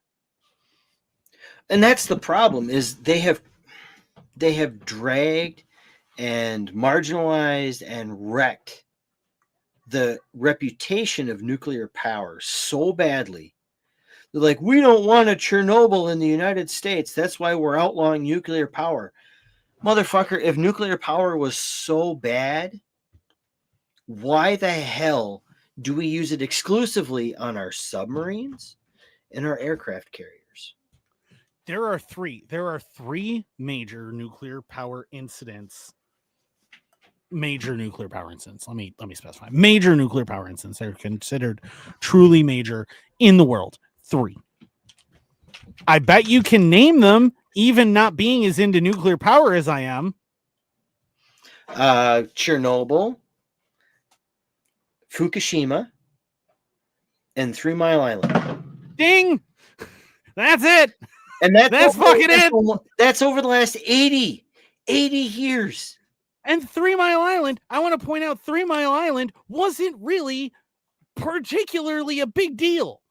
No, it wasn't. Yes, people got sick, and potentially there is a group of people who were outside during the initial accidental release of fallout from the, and it wasn't really fallout, it was just nuclear material. Anyway, there were a few people that were outside that may or may not have gotten cancer from it as a direct result of exposure to it. However, I would like to point out those people received a lower dose overall of nuclear radiation than the average pack-a-day smoker will. Yeah, and I would also say that the vast majority of the people who received radiation exposure as a result of 3 Mile Island probably got less radiation exposure than the guys that were involved in Operation Plum Bob. And every last one of those motherfuckers from Operation Plum Bob lived to be like 90 years old. You know, my favorite is like those stories, those guys were like, oh, they all wound up getting cancer after they were too close to these nuclear tests. And then it's like, and they all died like in their 80s anyway, just with cancer. And I'm like, Right. they were 80 years old. Right? Dude, that shit happens all the time. Like, that's my point, though. That is, and that's the whole thing with nuclear powers is like just this statistical slew that happens where people look at and they look at Chernobyl, and realistically, Chernobyl's healing, right? Like Pripyat, you can, if you want to buy a house in Pripyat, right now, if you would like to buy a house in Pripyat, which I do not recommend, all things considered about what else is going on there right now. But if you are so inclined, speaking of which, did you see that drone hit the coffin? No. There was a Russian drone hit the coffin over Chernobyl. Oh, yes, I did actually. And that the damage that I've actually seen some things. If you want to follow what's going on at Chernobyl and what's been happening at Chernobyl during the whole war, or even learn about nuclear energy, I highly recommend Kyle Hill. Yes. On YouTube. Kyle Hill is amazing. He is absolutely awesome. He's a huge proponent of nuclear energy and its safety and everything else. But he's been talking about it, and he's political. Don't get me wrong, and he is not on the same side of politics that I tend to be. But no, he and I absolutely agree that nuclear energy is the way forward and isn't nearly as dangerous as people seem to think it is, and whatever else. But he's actually done a really good video very recently on exactly what happened when that occurred, and that it is in fact a lot worse than we thought, and it's entirely because Russia was stupid, which is also why Chernobyl exploded, because Russia was stupid. But by the way, if you go online and you happen to find pictures of the elephant's foot at Chernobyl, they're amazing. And taken with a mirror. And taken with a mirror, because no, you can't. No. Fun fact, thanks to Chernobyl, we learned there's an extremophile. If you're unfamiliar with what extremophile means, it's a form of microorganism that lives in ultra extreme environments. Because of Chernobyl, we learned there's an extremophile that eats radiation. Yes. It eats radiation and it breathes metal. Which is gangster as fuck. It is so cool. And it's really, really valuable now that we know that it exists. But anyway, because again, it points to the fact that the planet Earth is designed to eat radiation, to take care of radiation. It is capable of absorbing that and taking care of it and getting rid of it, blah, blah, blah, right? The exclusion zone says that. But yeah, you can buy a house right now in the exclusion zone in Ukraine, right? In the area around Pripyat. Obviously, Pripyat itself, the city is virtually abandoned. Not completely, though, fun fact. But most of the people who live in Pripyat today are people who've lived there since the disaster, and we're like, I ain't fucking leaving. There's this one lady who has lived on this farm outside Pripyat near Chernobyl, literally through the entire disaster. She still lives there. She's in her freaking 80s. The only time anyone ever sees her is through a drone that flies over that she'll wave at. She has this tiny little farm with animals. She's still living there. She's never left. Cheers to the old lady. Yeah. Oh, that Babushka is a badass. But the fact that she's still alive. Yeah, the fact that she's still alive says a lot, but also the fact that, like, at this point, so you can buy a house. You can buy a house for like about 40 grand US right now there, in a nice house there for about 40 grand, but you're only allowed to stay there for 2 weeks out of every month, because otherwise your radiation levels start to get up too high. You need to leave, and then your body will flush that radiation, because again, your body is really good at getting rid of radiation. Your body will flush that radiation and be fine. As long as you only spend 2 weeks at a time there, max, you will be peachy freaking keen. So buy a house there for 40, but get the loan for like 150. So you have one in Lviv and one in Pripyat, and you just go back and forth. Yep. And you just, bebop back and forth, and you'll be completely I want to domesticate Chernobyl dogs. They are the sweetest dogs. I have seen so many videos where they're the sweetest dogs. They love people. They're so wonderful. And radioactive.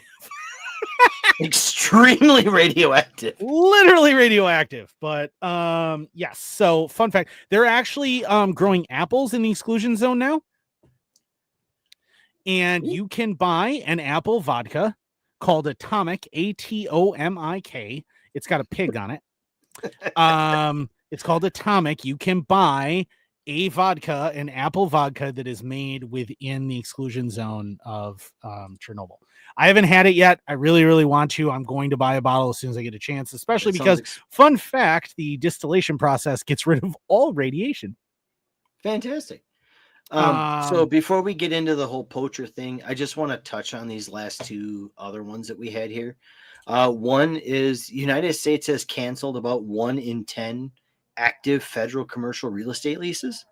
Yes, so a 10%. Lot of your branch offices and stuff for the FBI, ATF, whatever, a lot of those offices are being abandoned, and they're going to be working strictly out of the federally owned buildings in the many locations. So the rentals are all getting canceled, because that's the thing, right? There's going to be a lot of media that's going to go, oh, they're just closing all these offices. They're getting rid of. No, what's happening is they're getting rid of the rentals and going, no, we already own these buildings. These buildings have been under occupied for 3 fucking decades. How about we just move everybody to the actual offices we already own? Which it sounds like the field office in La Crosse for the FBI is one of those. Fun fact. I got that. I got that from a friend of mine who, let's just say, would be aware of such things. So wait, so I just want to. So it's a lease. They're leasing. They don't own. So you know the we are about to do the funniest fucking thing possible. We are. What am I being volunteered for? If we can get, so we need a Kickstarter, right? We need a Kickstarter so we can afford it. But if we can get a Kickstarter or a Patreon together, we could rent for a studio for this show the former FBI offices. So do you know where the former FBI offices are in La Crosse? I honestly haven't the foggiest idea. You know where City Hall is? Yeah. There's that, I can't remember what the fuck it's called. There's that like office building across the street. Across La Crosse Street, at the 4-way lights there. You got City Hall. Oh, Burger King. It's in that. Wait, no, right the one that's straight across. Oh, where the 4-way lights. Let me think. So you got where City Hall is, right? Burger King is right here. Right. GECU is kind of kitty corner from that. Right.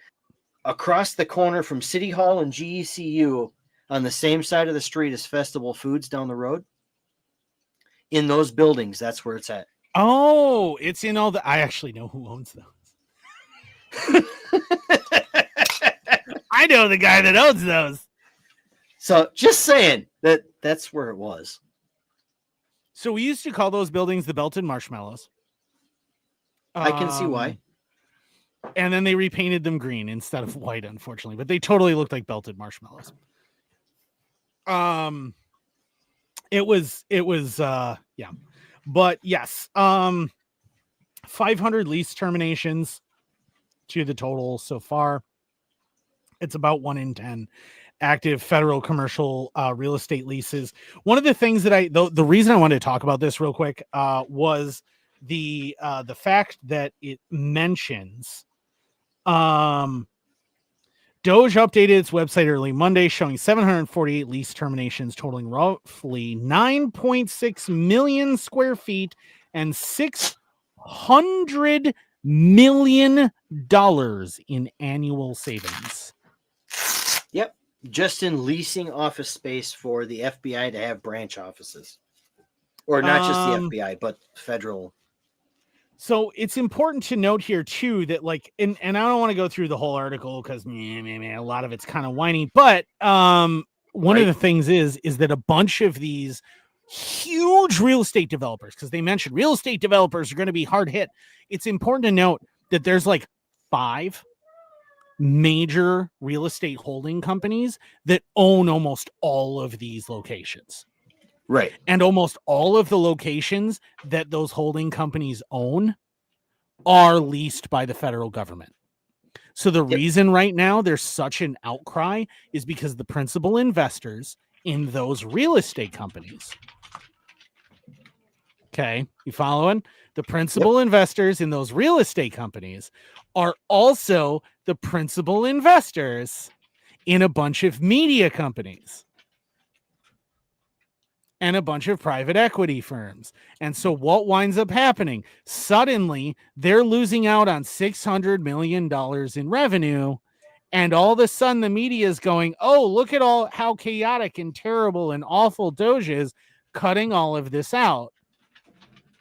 Because it's going to hurt all of these poor leasing companies, except that the same media companies that are bitching about all of this lost revenue are owned by the people who also own all of the leasing companies.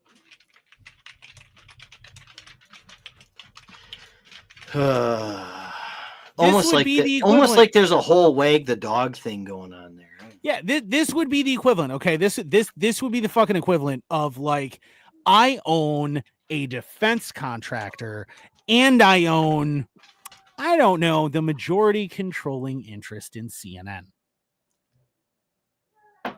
And my defense contractor loses, because of budget cuts, loses its contract to manufacture, say, the SIG Spear.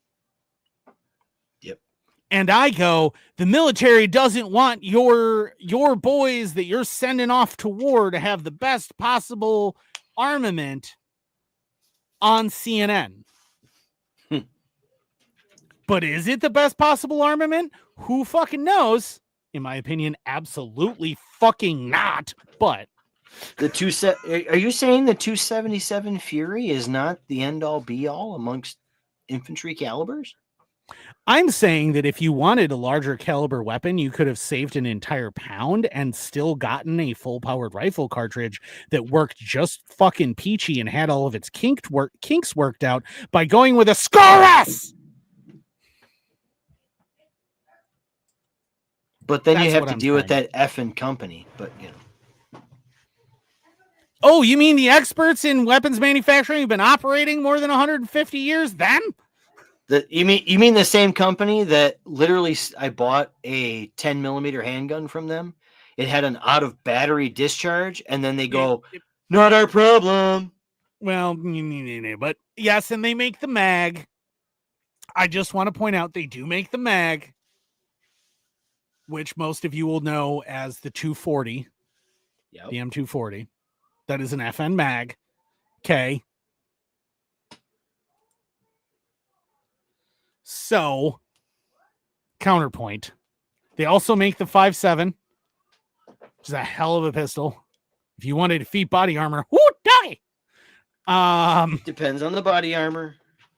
But yeah. We won't go into a kind of body armor for legal reasons, but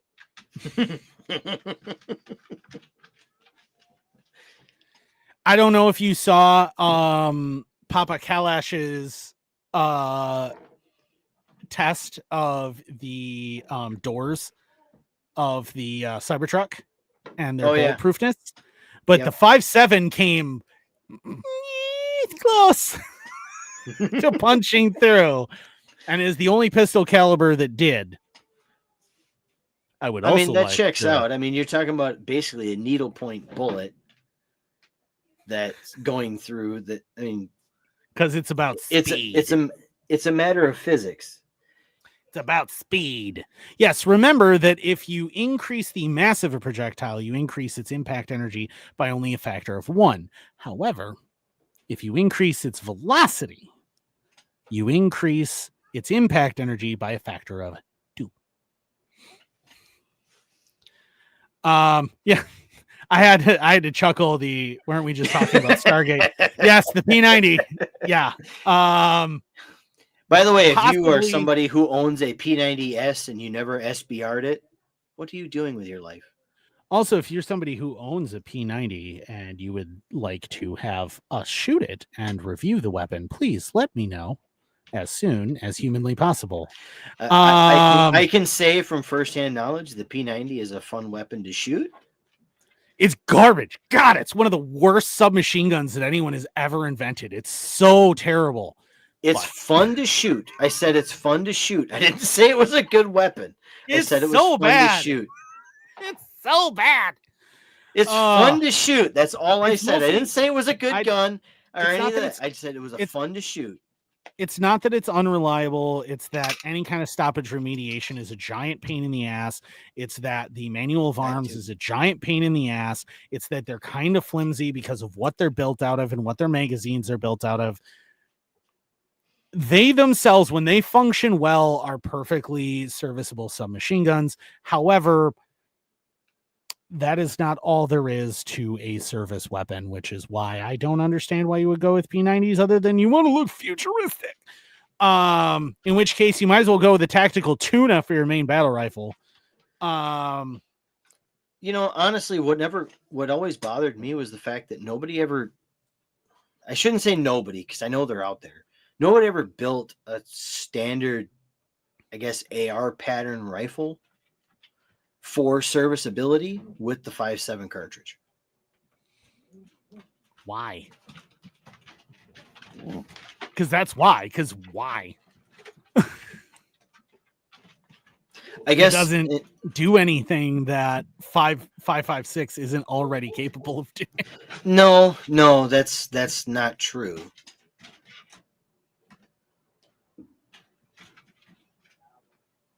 If you have a 5.56 running AP ammunition and you're running a short barrel, say a 7-inch barrel, that's real short. I would never run anything that short. No, but if you're talking about CQB, a 7-inch barrel, I mean, I'd go 10.5. Even then, you're losing. Literally everyone does. I understand that, but you're losing enough on the 5.56 with the right powder and bullet combination on the 5.7. You can get equal to or better velocity than you would out of a 10.5-inch 5.56.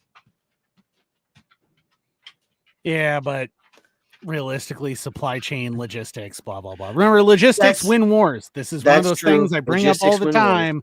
Logistics win wars, not the super advanced technology, because if that were the case, the Nazis would have won World War II. It's not super advanced technologies, it's logistics. Logistics win wars. The boring shit, that's what wins wars. You're absolutely right. Because I could have a mouse, and if you're unfamiliar with the mouse, it is a huge tank. Only two examples exist. One the Soviets have, one the British. I think the British have it. I think it's in Britain have. Neither one of them was ever completed. Both of them were blown up near the end of the war and have kind of been reconstructed. They were so heavy that not a single bridge existed on planet Earth that could support their weight. So they had to be built to drive underwater. The Panzer VIII Mouse. Yeah, the mouse. There's the mouse. There's heck. Look at the service record of the Panther. Right. The Panther's service record. 95% of all Panthers were knocked out before they reached the front lines. It's not advanced designs that win you wars. No, the Panthers and the Tigers got their asses kicked by the later model Shermans that had the larger gun. Oh, no, you didn't even need the larger gun. Here's the thing. There's a huge misnomer. And as a World War II military historian, you got me on this tangent. This is your fault, okay? So here's the thing: it is a misnomer that Shermans couldn't take down every single tank the Germans fielded, because they absolutely fucking could. And here's why they absolutely could. There was never a one-on-one fight. Okay, not never, but rarely ever a one-on-one fight between a Sherman and any German tank. It was 14 Shermans and a single German tank. Superior numbers generally overpower the individual. Superior numbers, and even with the quote-unquote weaker non-Firefly variant that the Americans all ran, right? Because the Firefly variant is garbage to try and operate. Everyone who operated them was like, well, the killing power is worth it, but God, I fucking hate this tank. Because it is a nightmare. But because the gun's too big for the turret. It just is. It's too big for the turret. Yep. The issue is, like, what you have to remember is that Shermans were not developed in a vacuum. They were not developed to operate in a vacuum. They were not developed to operate on their own. That was never the concept. The concept was always, and what the doctrine that they were developed for always Pack tactics. was combined arms and pack tactics. Both of those together, which means that if my gun can't get through that armor, which is not actually the case if I can get around the backside of a Panther, because the Panther's rear armor is shitty as fuck, just like the modern Russian tanks. I can just go.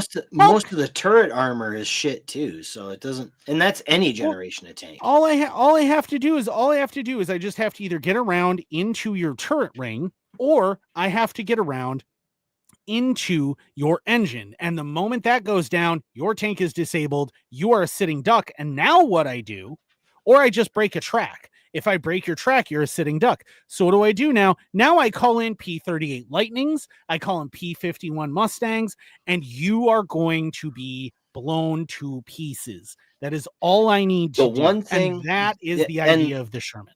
The one thing that the United States has always gotten right, and that's regardless of the theater of war from World War II forward, is air power has to be unmatched.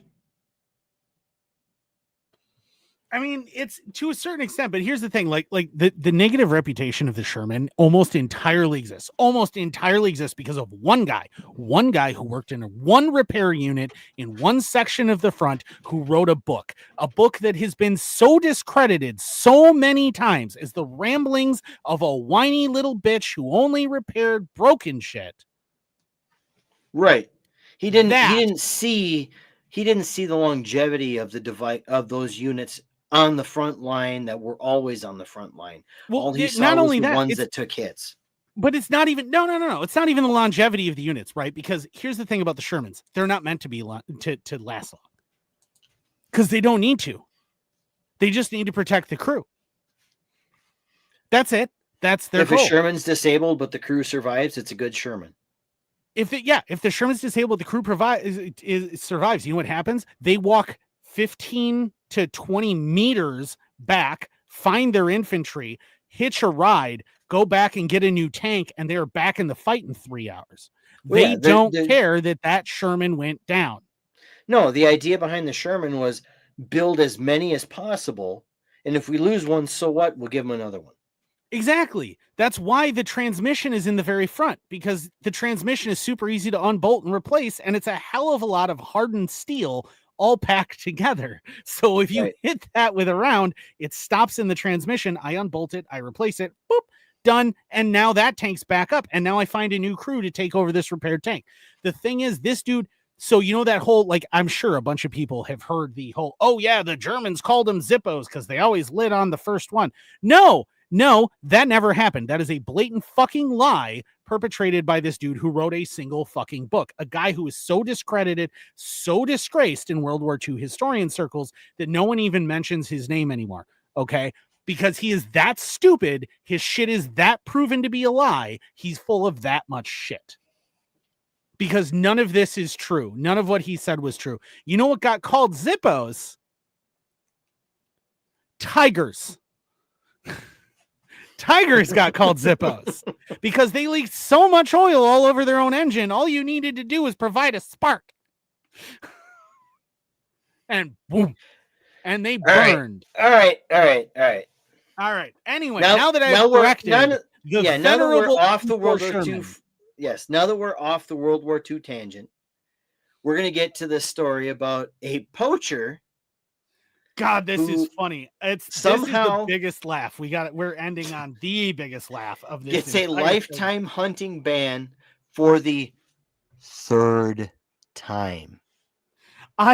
My favorite line from this is, surprise, banning someone from buying a hunting license doesn't work if they never cared about one in the first place. A 34-year-old Oregon man was sentenced late last month for a flurry of game violations that included poaching a trophy-class bull elk and a trophy-class buck in Grant County, Oregon. Prosecutors say Travis Alexander Palmer killed both animals with a rifle during archery season. He also happened to be spotlighting from his vehicle on a public road at night, and he definitely did not have the proper tags. That's because the Mount Vernon man is no longer eligible to purchase a hunting license thanks to a lifetime ban handed down in both 2015 and 2024. Those sentences followed lighter revocations in hunting privileges, which began when Palmer was a teen. The most relevant violations secured yet another lifetime ban. This is the third time in a decade the man received such a sentence, with a fifth overall revocation of his hunting privileges, reports the Rogue Valley Times, a local newspaper. Fifth overall revocation. Because they keep going, you can't hunt anymore. He goes, oh, cool story, bro. And then So I assure you I can. I assure you, no matter what you say, I absolutely can continue to hunt. Just the circumstances of this most recent revocation are so fucking great. He was using a rifle during archery season with a spotlight from his vehicle on a public road at night. According to court records, Palmer had 3 warrants issued in March of last year that detail a number of wildlife offenses he committed in September 2023. 2 were felony violations of wildlife law with, quote, culpable mental state, end quote, which means that Palmer was knowingly breaking the law. 5 other he accepted that you told him no and went, fuck you. 5 other charges included taking, angling, hunting, or trapping in violation of a wildlife law or rule, and a 6th involved hunting with a revoked license. A separate warrant for Palmer details 31 additional offenses, reportedly fishing violations. On February 25th, he was sentenced to 55 days in jail, ordered to perform 260 hours of community service, and fined $22,500. He was also placed on probation and forfeited a rifle, bow, and other gear. Which doesn't matter because he'll just go buy more. Fuck you. Like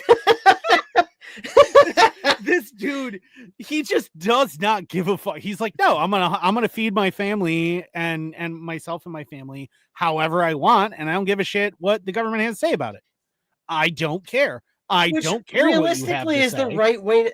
Realistically, minus government intervention, that's the correct way to think about it. Well, and here's the thing, right? And this is one of those important things where like it becomes a sticky thing that people get all pissed off about, right? Is they go, oh, but you're going to interfere with their breeding cycles and blah, blah, blah. Deer are overpopulated to an absolutely absurd degree. This is why chronic wasting disease exists within their populations. Especially if you... Now, I'm going to, Andrew and I are both in Wisconsin. We've made that pretty clear in this one. If I can put a camera out without any bait whatsoever, and on a given week, I can tally 45 unique animals on my camera, you are overpopulated. Think about the size of the herds that you've seen. Right, we've all seen them. Yeah. Like anybody driving at night.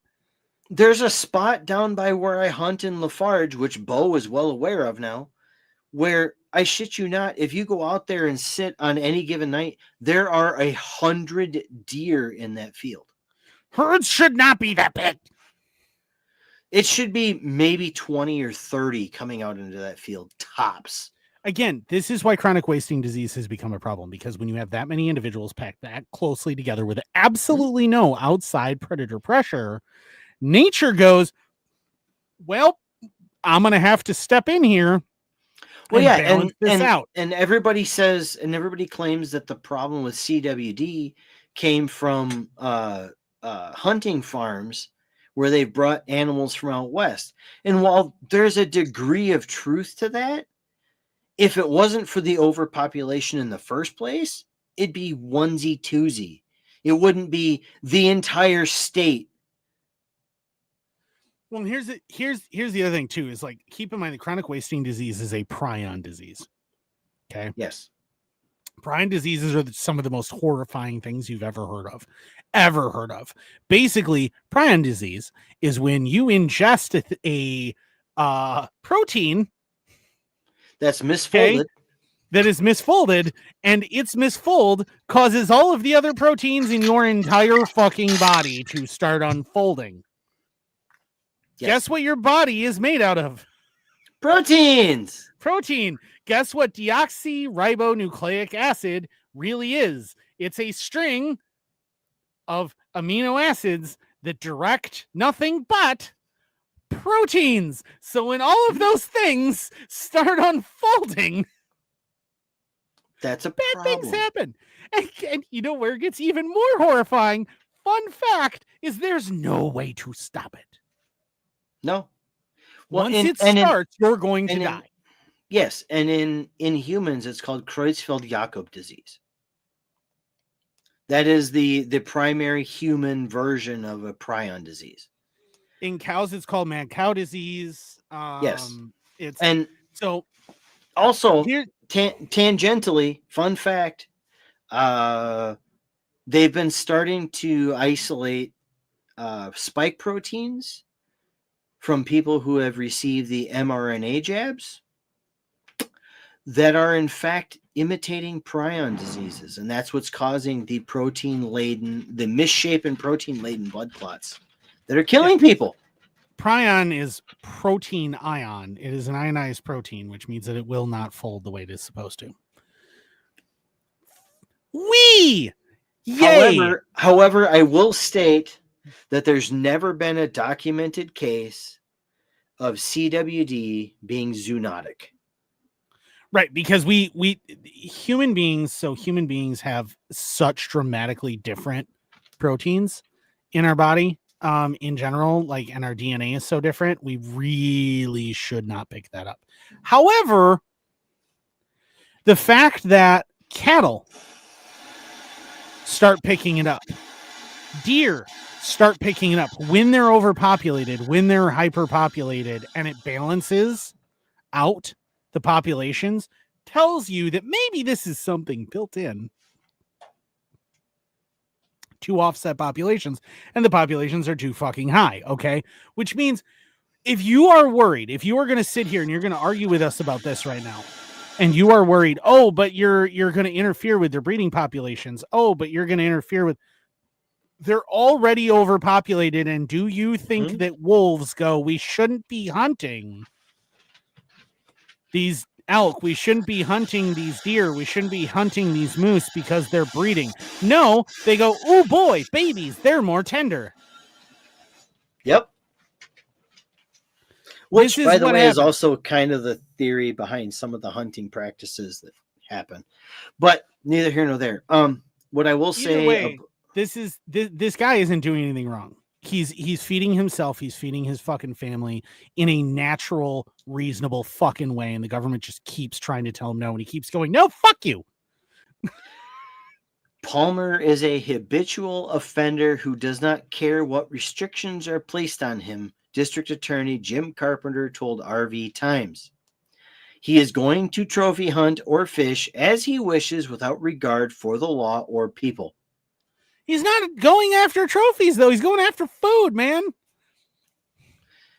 Carpenter also noted that actions by poachers like Palmer make it more difficult for, quote, the law-abiding hunter and wildlife enthusiast to pursue hunting and wildlife viewing opportunities, respectively. How? In what fucking way? I bet you $100,000 fucking dollars, which is probably half of your government salary, you piece of shit, that you can't explain to me in what way outside of it makes you more restrictive and the government puts more restrictions on people. That you can't explain to me how that works. Exactly. The government permission slip that hunters buy, all it does is that money goes straight to their, in Wisconsin it's called the DNR. It goes straight to them, and then they use it to literally clamp down on people who are just trying to feed their families. They use it to clamp down on people who really are doing nothing morally wrong. Yeah, and you know what happens? You know what happens in most places, most jurisdictions, if you get caught poaching, right? As long as it's not wanton waste. Now, if you're poaching and you leave wanton waste, like fuck you, you piece of shit. Yes. If you just cut the head off and you decide to get that mounted and leave the actual good meat behind, eat shit. I hope you die of dysentery.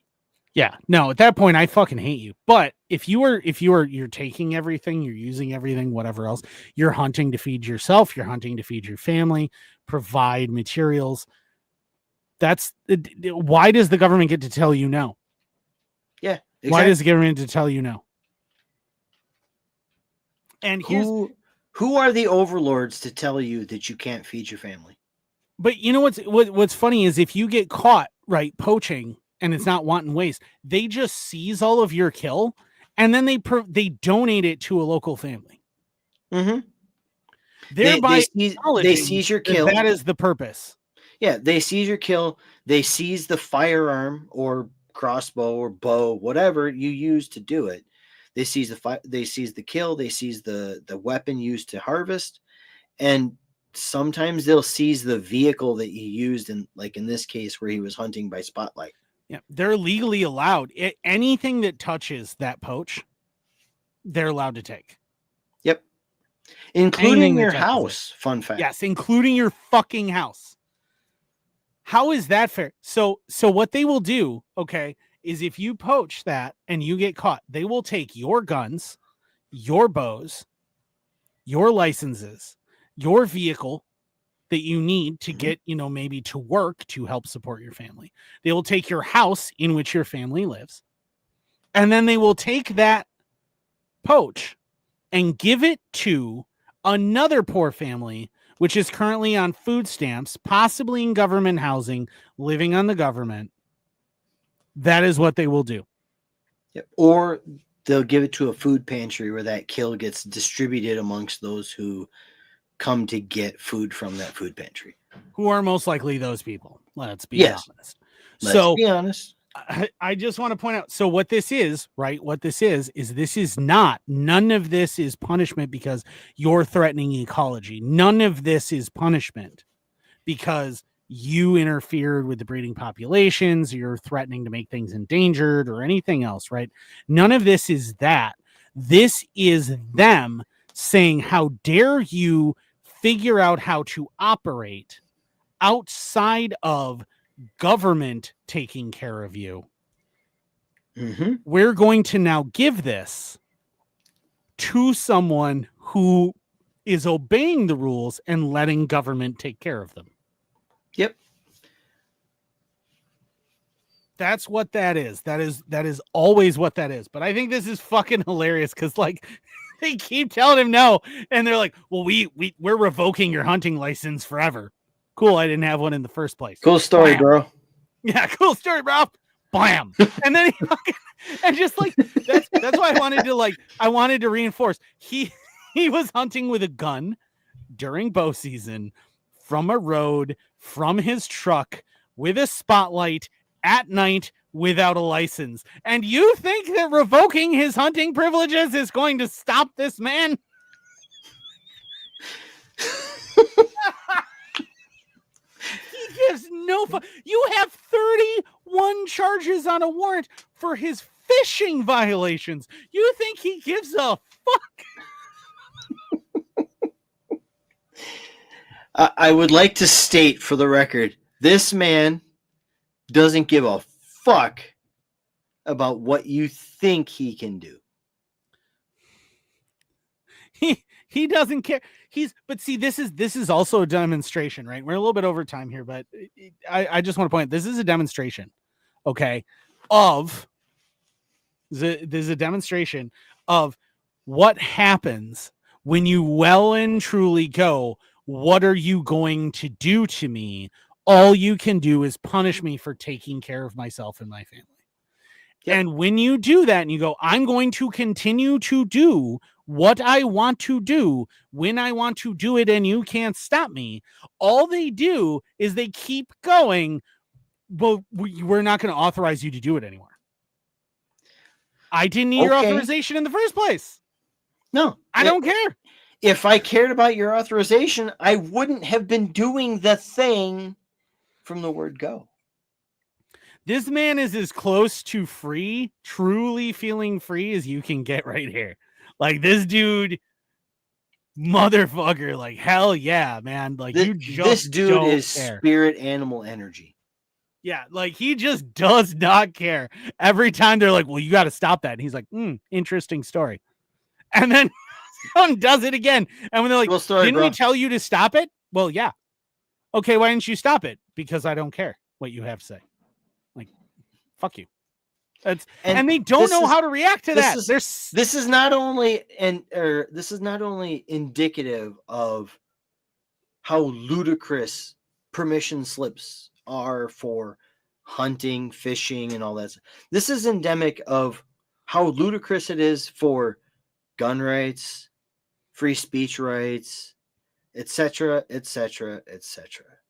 Yeah, if you just truly don't care, you just truly don't give a fuck. You go to the point of no, you truly internalize that concept, right? That they are actively attempting to infringe on your natural rights, and you will not allow them to infringe on your natural rights, no matter what the consequences, no matter what they do, because you have a right to do it, and they are the ones who are in the wrong. If you fully internalize that, the freedom you can achieve is incredible. And this dude just like, well, we revoked your license. I didn't have one in the first place. Well, we're going to revoke your license again. I still didn't have one. We're going to revoke your license again. I remain in the realm of not having one. I don't know what you're not understanding here. I don't care. On the list of things over here that I give a fuck about, you see that nowhere on this list is a license. Yeah, like on this list is being fed, making sure that I have bones for bone broth, having leather in order to make clothing and tools and things, enjoying myself and my hobbies. These are things I give a fuck about. Nowhere on there is getting a license and permission from the government, paying the government money so that I am allowed to do the things that I need to do. Like nowhere on that list. Like this, I fucking love this story so much. It's again, oh gosh, it turns out that telling somebody that you're going to revoke their license for the rest of their life when they didn't have one in the first place doesn't do anything. They look at you and go, cool story, bro. It's, and the funny thing is so real quick, I have a friend who is a biologist for the DNR. Mm-hmm. That's what he does. And he and I have laughed about how ridiculous the hunting restrictions are and how ecologically they're actually a terrible idea. But it doesn't matter how many times the scientists themselves say this doesn't make sense. We need to stop that. Well, because if they actually did what made sense, then the state couldn't garner any money out of you to do the thing. Right. And like the state of Wisconsin, for instance, the state of Wisconsin goes, oh, our deer are overpopulated because we don't have enough predators, which we would if you would just let hunters hunt freely. Right. But we don't have enough predators. What are we going to do? We're going to introduce wolves, but not American gray wolves. No. Because American gray wolves are extinct. We wiped them out. So instead, what are we going to do? We're going to introduce, and okay, there are a couple of other species of wolf in North America that also aren't native to that area. One of them is the red wolf. Yep. Which is hyper endangered. But anyway, so although being reintroduced into the Appalachian Mountains, thank God. But the other one's the Appalachian gray wolf. But the American gray wolf or the Appalachian red wolf. The American gray wolf is extinct. Like we don't have them. They're gone. All we have is a Canadian gray, which is about 3 times the size of an American gray. They're fucking giant monsters, and they should not be the things that we were introduced. But whatever. They also actively hunt humans. Fun fact. Well, and not only that, but they go after livestock, right? So what do? They reintroduce these predators, which get yet again overpopulated, right? And they get overpopulated in a natural process because there is so many prey out there that, of course, they're going to become overpopulated because there's that much prey to support that many predators. This is how natural fucking ecology works, right? It goes back and forth because all science tells you that all nature always seeks balance. This is the one thing that all the universe tries to do. It doesn't matter if you're looking at physics. It doesn't matter if you're looking at chemistry. It doesn't matter if you're looking at ecology. It always tries to seek balance, right? This is the goal, is balance. And so you have all of this overpopulation of all these deer. And so you get and moose and elk in Wisconsin. Yes, we have moose and elk. Fun fact, kids. We have all of that. And so all these wolves explode, right? And then what happens? They come into conflict with farmers, which is the whole reason they got wiped out in the first damn place. And then they go, okay, well, now we're gonna do a hunting season, and then we shoot a shit ton of them, like something what was like 200 and something percent more than they were supposed to allow. It was 200. I think the actual count was like 200. 100 of those were reserved for natives, something like that. Yeah, but I mean, like what wound up happening in Wisconsin when they did that wolf hunt was like 240%. Yes, they killed like 240% of what was supposed to be the quota. And that's because when the quota closed, there were already that many outstanding kills. Yeah, on the books. And here's the thing. You know how much difference that made? 0. None. It made no difference in the wolf populations, really, and their effect. It made no difference in the deer populations, nothing else. And the reality is wolves were wiped out because humans couldn't deal with them attacking their livestock. This is what happened, right? You have these other predators who are direct competitors. They're going to come into conflict. That is a thing that is going to happen. And instead of going, okay, well, you've replaced the natural predators with human predators, so let's just let the human predators be human predators. Instead, you're trying to artificially maintain these natural predators. And then also you have to allow for the fact that humans are going to come into conflict with them and reduce their numbers. This is the stupidity of what I call fake ecology. It's fake ecology. It's not understanding real ecology, not understanding how you really reach balance, not understanding how you really can figure this out. It's trying to virtue signal at every step of the fucking way and go, humans bad, nature good, instead of understanding that humans are part of nature. Yep. And that just is what it is. It's this guy gets it. This dude fucking gets it. He's like, I'm a fucking predator. What do you want? I'm a natural fucking predator. I'm an efficient natural predator. I'm going to take what I need because there's no evidence here, right? There's no evidence here that he's truly trophy hunting.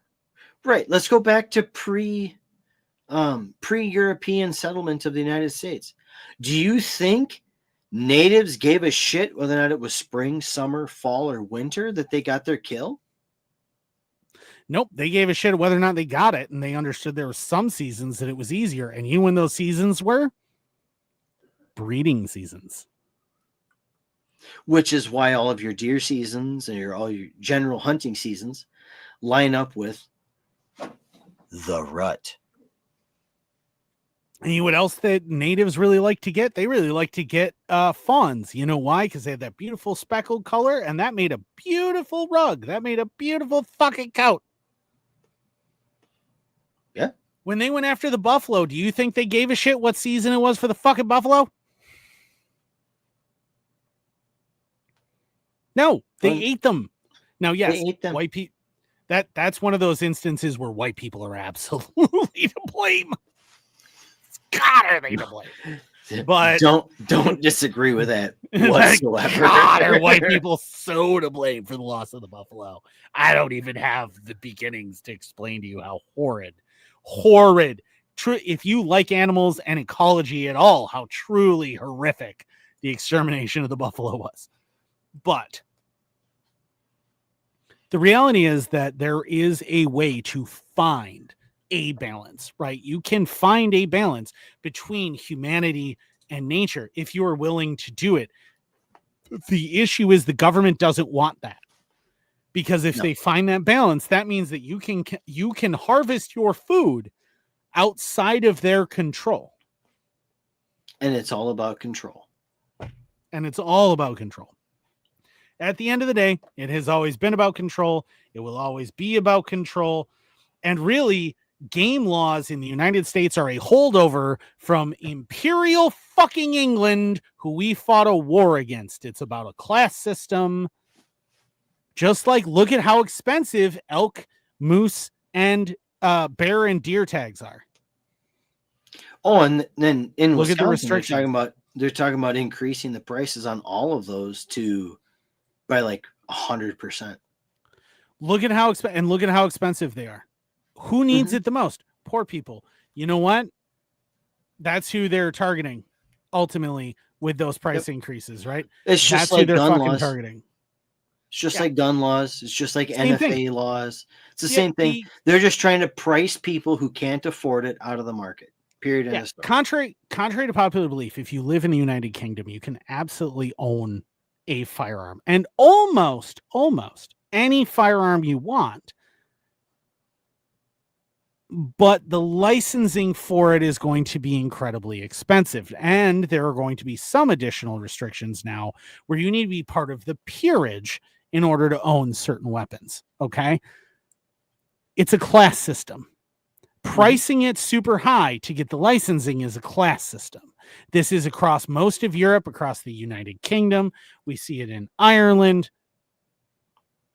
You see it across most of the world. Like most of the world, other than the United States, they have some sort of licensing scheme that requires you to be able to afford XYZ permits in order to own the weapons you wish to own. Yeah. And it's a class system, right? It's about class. Yes. They will say, oh no, it's just, it's a tax. But it's a class system, because only the people who make X amount of money can afford that tax. Remember that the $200 tax stamp doesn't sound like a lot now, but when it was enacted, just remember that it hasn't been raised since it was originally enacted. And that $200 was an annual salary. Yeah, and when it was enacted. If it was adjusted for inflation, the $200 tax stamp in 1938 would be the equivalent of roughly a $15,000 tax stamp today. Exactly. It's about a class system. It was about establishing a system that said that only the people the government wants to have guns can have guns. Yep. And it's a carryover into the United States from the British imperial system, from the European imperial system. That's what it is. It's a carryover from then. And that's the NFA in 38. Prior to 38, 34. you could 34. You could literally buy any gun you wanted. Period. End of story. There's a fabulous scene in Public Enemies, right? Public Enemies, with Johnny Depp, the love scene was filmed in my friend's grandmother's front room. Fun fact. But just just in case anyone wanted to know where they did film that. They filmed that in Wisconsin. That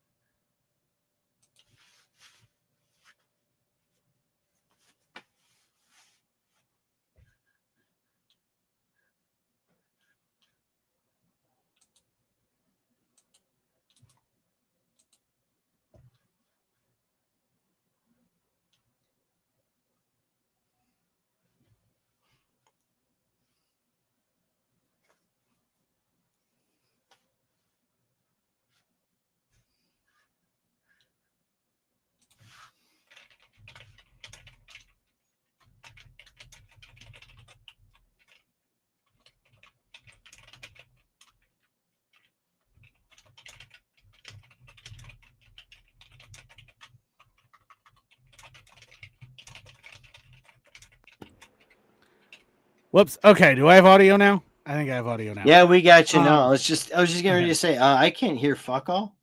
Okay. So I don't know when I cut out.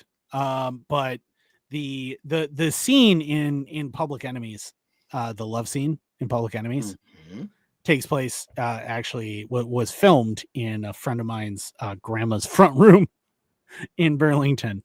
So fun fact, she was very excited to meet Johnny Depp. Very, very excited to meet Johnny Depp. Yes, I believe.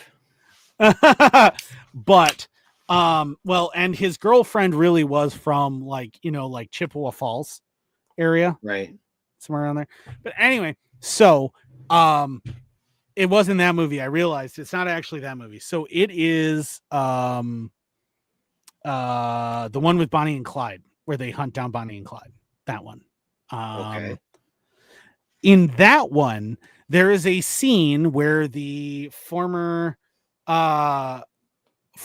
Texas Rangers, right, from like fighting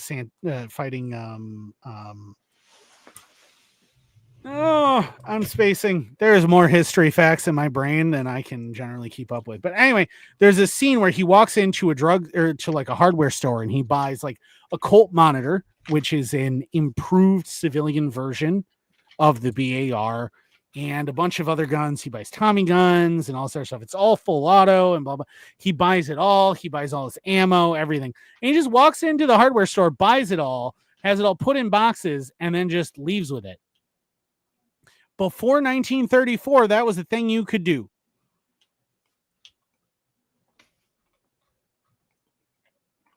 I just remember my dad telling me about when he was a kid ordering a bolt action 12 gauge from the Sears and Roebuck catalog as a teenage boy. And then when he graduated in 1968, you had the GCA of 68, and that wrecked everything. Oh, on top of that, I mean, even before or even after that, then you have Ronald fucking Reagan, and I bring this up repeatedly on this show, but you have Ronald fucking Reagan, who shut down the machine gun registry. Machine gun registry, so civilians can't buy any machine guns at all anymore. Yep. Every machine gun on the market is older than I am, or almost older than I am. And basically as old as I am. Yeah, so I was born in October of 86, and it was in like mid 86 that August, I think that law was signed. It's like August of 86. So 2 months later is when I was born. I'm basically the same age as the closing of the machine gun registry, which means literally there has been no open machine gun registry as long as I've been alive. But don't worry, you have Second Amendment fucking rights. Although I will say this, and it's kind of encouraging, there have been now 2 cases in the last 45 days where the criminal charges for possession of a machine gun have been tossed as applied on constitutional challenges because of them ruling that the Hughes Amendment and the GCA and the historically, NFA, there is no precedent.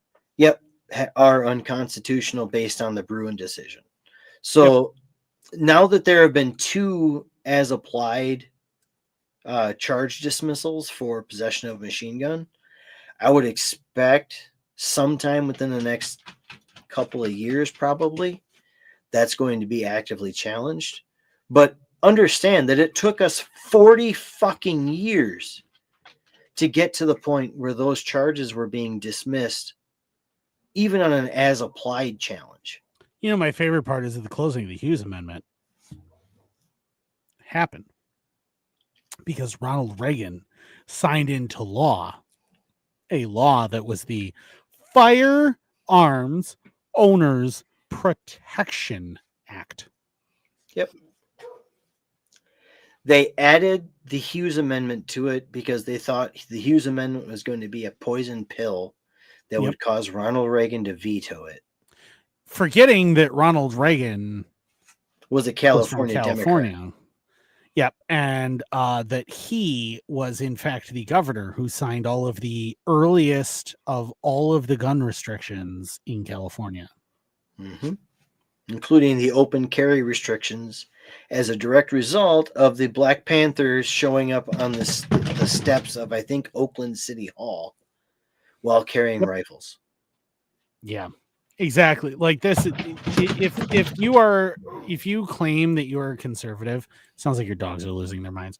If you are conservative and you support Ronald Reagan and think he's like the greatest thing ever, you are in fact not conservative. You are in fact a moron. Yeah, you're probably a moron who doesn't know anything about history, anything about what anybody ever actually stood for or actually did politically, and probably shouldn't be listened to. Ronald Reagan, like it's funny because I have people go, okay, well, what are the best presidents in the United States history? And I'm like, Calvin Coolidge, Andrew Jackson. Yep. And I'm like, I don't know for the third, like, right.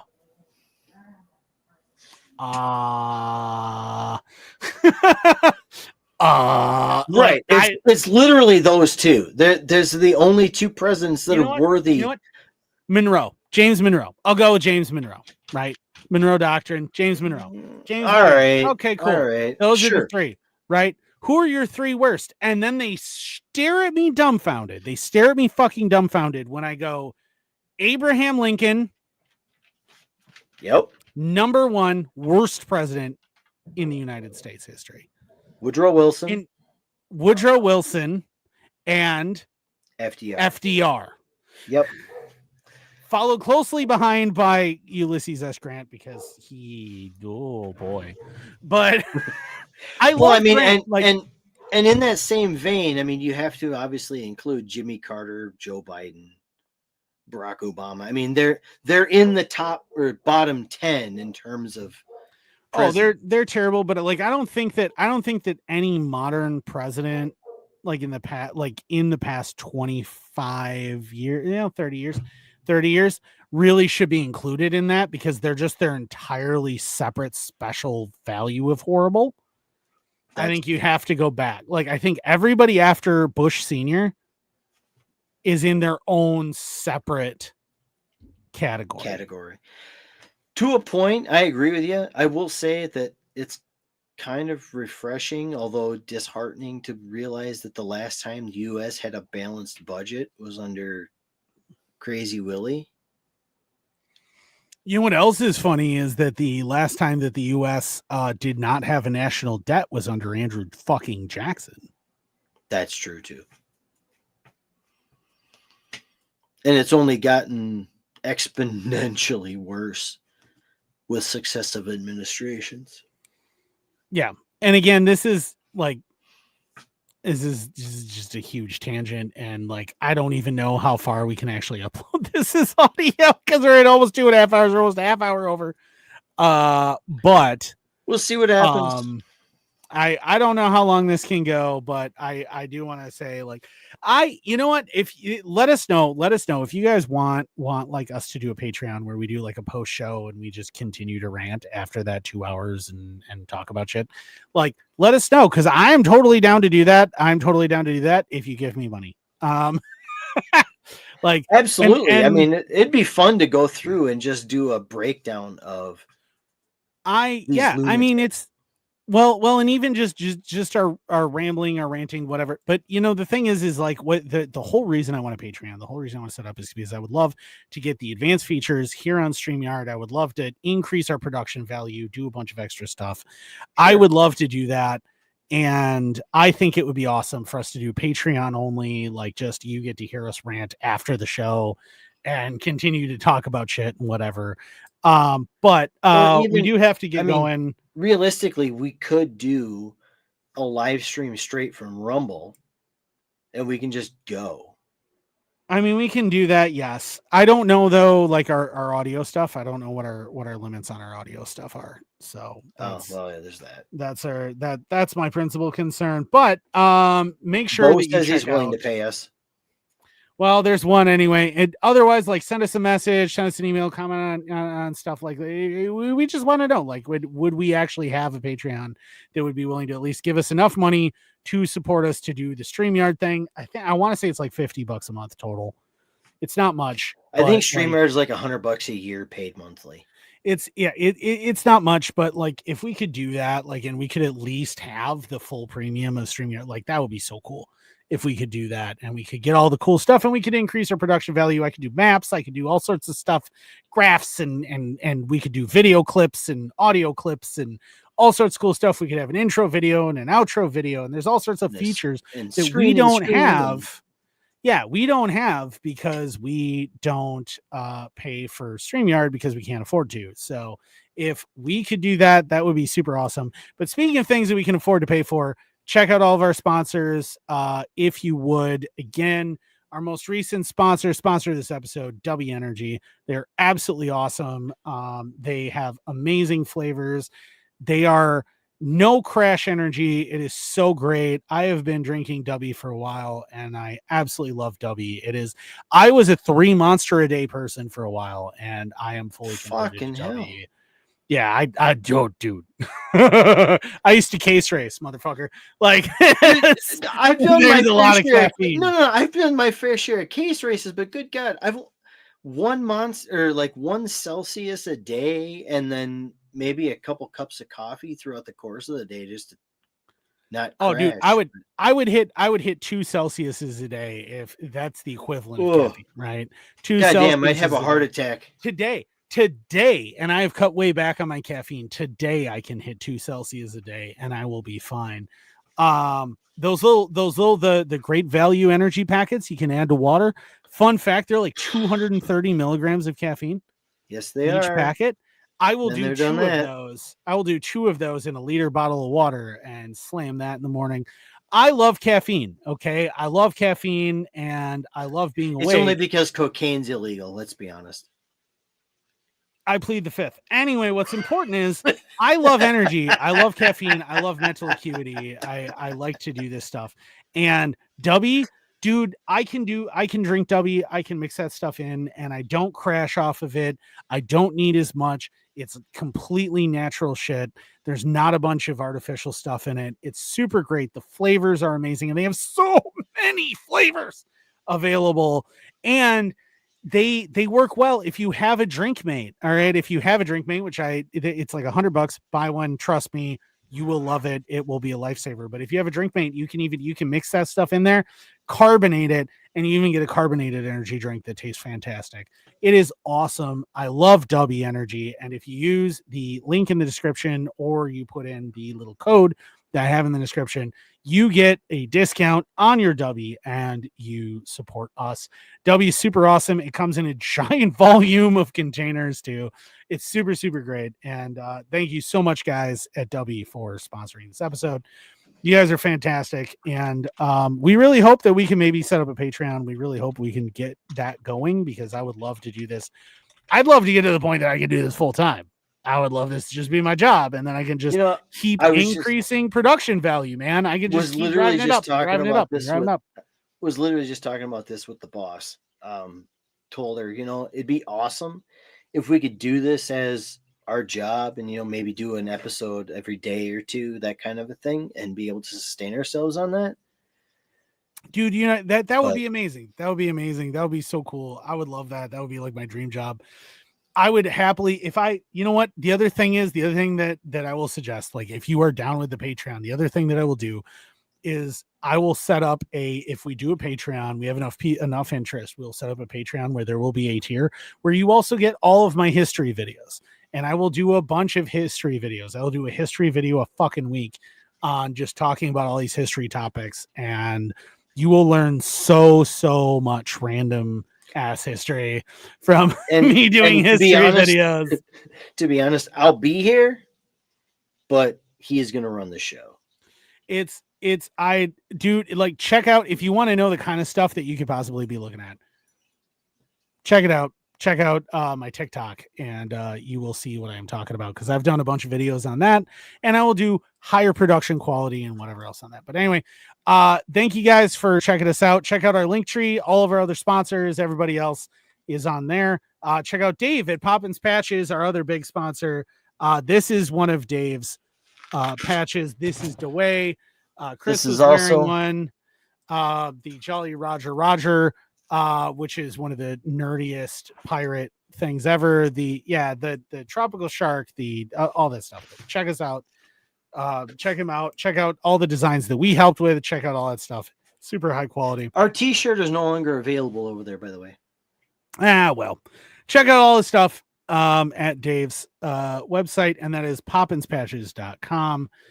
He's also, I think, on Amazon, and he's definitely on Etsy, but check him out. Thanks, guys, for joining us. We really appreciate it. And we will see you guys on the next one in a couple of weeks. Peace.